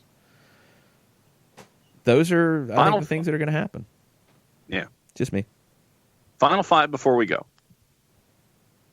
Jorge B. says it's troubling to hear the news between the Fed and Hugo Perez. It was completely ridiculous how the whole Tata Martino situation was handled, and the reasons why Hugo was let go of the program are completely ridiculous. # no to discrimination. # no to racism. They say it's not because of that, and I will agree with what Patrice Evra said about Luis Suarez. I don't want to say that it is racism, because that's trying to judge people's hearts and minds that you don't know. It's very ignorant. And to make a big point about Hugo Perez speaking Spanish to Spanish-speaking players who are young players, like that's the other thing here that I think you can't lose in the shuffle. You're not talking about professionals. You're talking about kids who are probably overwhelmed because it's probably their first experience ever being at a national team camp, because it was the U15s and the U14s. That is the first camps. You're talking about kids who might be far away from home, kids who've never traveled away from home, kids who might be in over their head. To say things in Spanish to them because that's their native language, why is that even an issue? That's just dumb. And U.S. Soccer said that wasn't the issue. It was collaborative, blah, blah, blah, blah, whatever. Others said that Hugo was told not to do it. So the truth, probably somewhere in the middle, as it usually is. But it should not be an issue, because you're talking about dealing with kids. And anything you can do to make those kids feel more comfortable, a coach should do it. No question asked. Daniel Price, how much does rustiness affect LAFC and NYCFC? They haven't played in almost 3 weeks. Sends a closed-door friendly for NYCFC. Toronto and Galaxy have been playing and are more than likely feeling it. Nerves have been dealt with. Those are his biggest questions. I think one of them loses, at least, because of that. I think it's a huge issue. I think it's always been an issue in the 2-game format. The first game is tricky because you got a team coming in off of winning a knockout round game. That first game can be a challenge when you have to come in and play a team that just played a game. It can be difficult. Now, you don't get a second game. So if you come in rusty, well, you better figure it out in 45 minutes. And that's not easy to do. So I think somebody really suffers because of it. We'll see if Toronto and the Galaxy can take advantage. Eichmann has the Galaxy winning El Trafico, losing to Seattle in the conference final. We'll see. That's his # Tuesday thought. I'm just not that sold on Seattle. Defense. I mean, the Galaxy don't have defense either, so I don't know. That could be a 10-9 9-9. Take the over. Shiva has sent us the link to a Doug Robertson from the AJC tweet where he said interesting and pulled some comments from the folks up in New York. Shiva says, so is the better soccer team the one with fewer points, no trophies, and no clean sheets in the playoffs? Or does BW just have something against Atlanta? BW being Bobby Warshaw. I read this yesterday. I was a little confused by it. Let's break it down just a bit. Matt Doyle says that when he was asked the question from Bobby Warshaw, who has been the better soccer team over the stretch of the year, over the last month, in their first playoff game? Matt Doyle said, unequivocally Philly. Okay. Yeah. Over the last month, here's what Philadelphia has done over the last month. They've lost 3 of 5 games. They have. I mean, that's a fact. They lost at Red Bull Arena. They went out to San Jose and won. Could have been a draw. VAR got involved. They shouldn't have. That's been said. They lost at Columbus. They lost at NYC on Decision Day. They went to extra time. They beat the Red Bulls in the first game of the playoffs at home. Okay. Unequivocally Philly. All right. Over the stretch of the year, one team finished second, one team finished third. Over the stretch of the year. That one's kind of an easy one. First playoff game, Philly conceded 3 goals. One team didn't concede anything. You can say if you feel like, well, Atlanta's been lucky all season, or they were lucky in the last month, or they were lucky in their first playoff game. If you want to go there, that's fine. But to actually say that with that data in front of you, unequivocally Philly has been better over all of those things, you're trolling.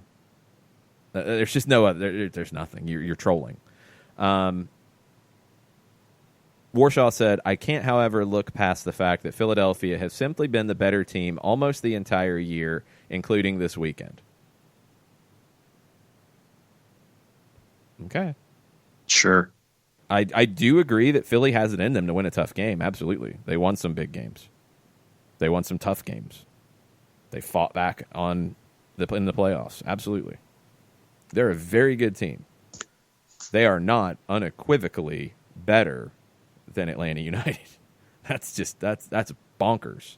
Mm-hmm. So to put that out in that way, take it with a gigantic grain of salt, because all it is trolling, because there is no way that you can defend that point. One team finished the regular season with 1 win in their last 5 games. Philly won 1 time in the regular season after they beat Atlanta on August 31st. They won in San Jose in a game where it probably should have been a draw. At least there should have been a penalty kick late, because that's what Pro said. They said the VAR should not have gotten involved in the way that they did. There was a penalty called. They overruled it. The VAR should not have gotten involved in that situation. So, okay. That would then, if that penalty is made, and that's a big if, that would mean you'd finish with no wins since August 31st. Philly's a very good team, but they are not demonstrably better than Atlanta United over the season, because one finished with more points. One won an Open Cup. One was in the Open Cup and didn't win the Open Cup. Philly didn't have a chance to play in the Campiones Cup, so leave that one out. And just the record over the last month. I mean, it wasn't there. Atlanta played a lot more games than Philadelphia, so to say that Philly was tired in that last month, well, the August 31st game's the prime example. That was game number 15 since July 1 for Atlanta United. 15. Philly, that was game number 10 since July 1. That adds up. That stuff adds up, and that's what I think added up in that second half. I went back and watched it. It was not as dominant of a performance from Philadelphia as you might think it was. I think it's easy to look back at it and say 3-1, like, oh, that was bad times. And go back to the game in March when Atlanta United was not playing at the level they're playing now. They were not playing all that well at that point. You were coming off of the Monterey series. You'd had the draw with Cincinnati. You had the midweek game at home against Monterey where you threw everything at the wall, only got the 1-0 win. It wasn't enough to continue. Then you get Philadelphia coming into town, and you had 71% of the possession. You had 12 shots. Philly gets 1 goal off of a turnover, and that was really the best things that they had in it. Now, Atlanta wasn't great, but it's not like Philly dominated that game either. So, I don't know. It's trolling. It's trying to get a rise out of people. That's the same reason why in the picks from the experts before the playoffs started, 4 people picked NYC to win the conference, which they were the number 1 seed. Okay. 3 people picked Toronto to win the conference as the number 4 seed. 2 picked Atlanta to win the conference as the number 2 seed. It is what it is. You know what it is. That's how they roll. But unequivocally, last time I checked, doesn't mean what they used it as. Or they're just very confused about how the season and the last month went. I don't know. Take your pick. 2 more. John Nason, quadrennial 24-team Club World Cup about to be confirmed for 2021 with reportedly 3 CONCACAF teams. How do you think the places are awarded? Hashtag Tuesday Thoughts. Well, if they do it every 4 years, it sounds like it will be kind of like Confederations Cup, except expanded. So I'm assuming they will take the champions of the CONCACAF Champions League. So over the years preceding. Now, where they draw that line for this first one, who knows? And maybe they don't. Maybe they just figure it out. I have no idea. But I would assume for 2025, which has actually been rumored to potentially be in the U.S., Mexico, and Canada, replacing that Confederations Cup-like event. That's kind of the test case for the World Cup, the preparation tournament. So if it becomes that, in that cycle, I would guess that you would take... You've got the Champions League winners, because if you do it in 21 in the summer, you could take the 2021 Champions League winner from CONCACAF and go. And if you want to just go backwards, then it's the last 3.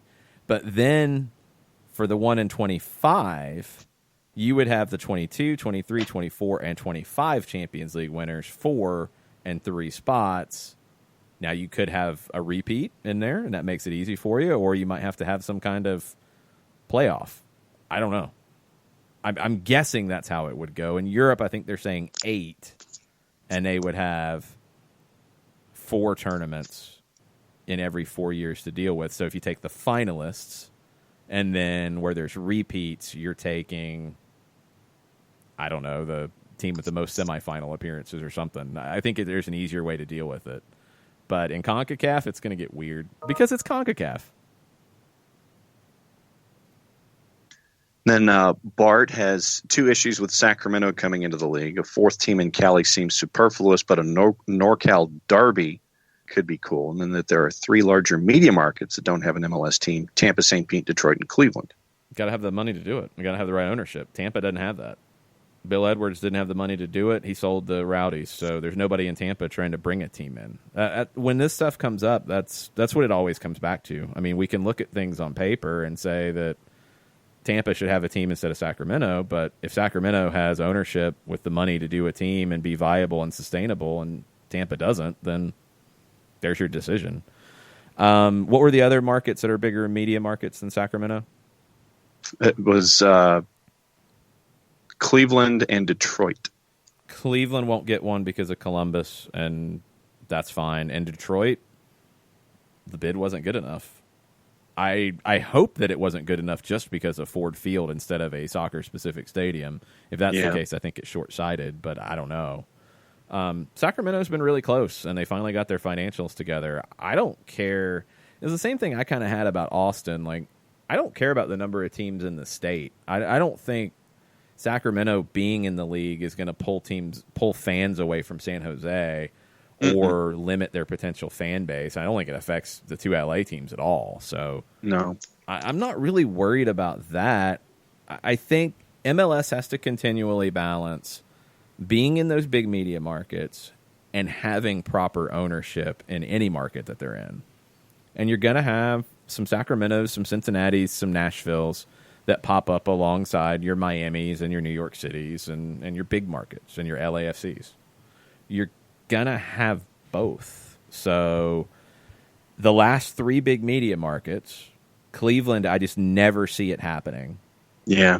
Detroit, I do, but it's got to be done right. And Tampa, somebody's got to take up the mantle for it, or it's not going to happen. And then, one I skipped. It's real quick. John Nason, last one on the board. Surprised at all that there have been no Joseph hat tricks this year, and yet he's still at 27. I mean, hat tricks are weird. It's fun to celebrate them and how many Joseph's had in his career, but it's just a weird thing. So many things have to go right. I think Joseph's had a better year this year than his first 2 years in Atlanta. As a complete player, I think he's been even better. I think he's been at another level. Doesn't have a hat trick to show for it. It happens. It's okay. I thought on Saturday, I was a little surprised at a couple of the misses he had.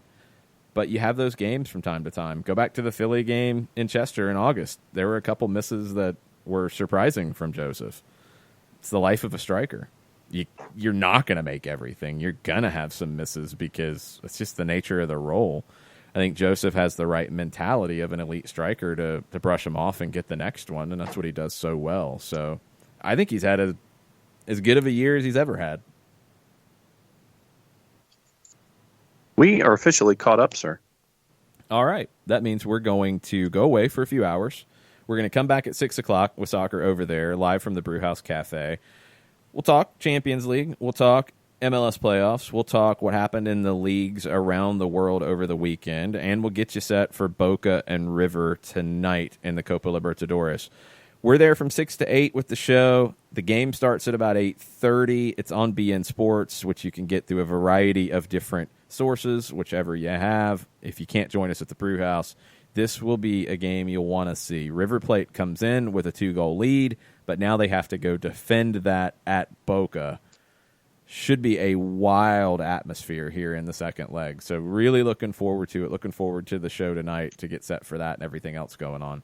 Thanks, everybody, for all of the questions, all of the thoughts, and just for listening to the show and supporting it. We will have scarves tonight at the Brewhouse as well. Yes. If you want to get your scarf, come get it. They're $20 a piece. If you can't make it out to one of our events and you want a scarf, send us a message. We'll get you taken care of. It's just an extra $5 to ship it out to you, and we'll get you sorted out that way. So, until 6 o'clock, mucho plati, y'all. Mucho plati.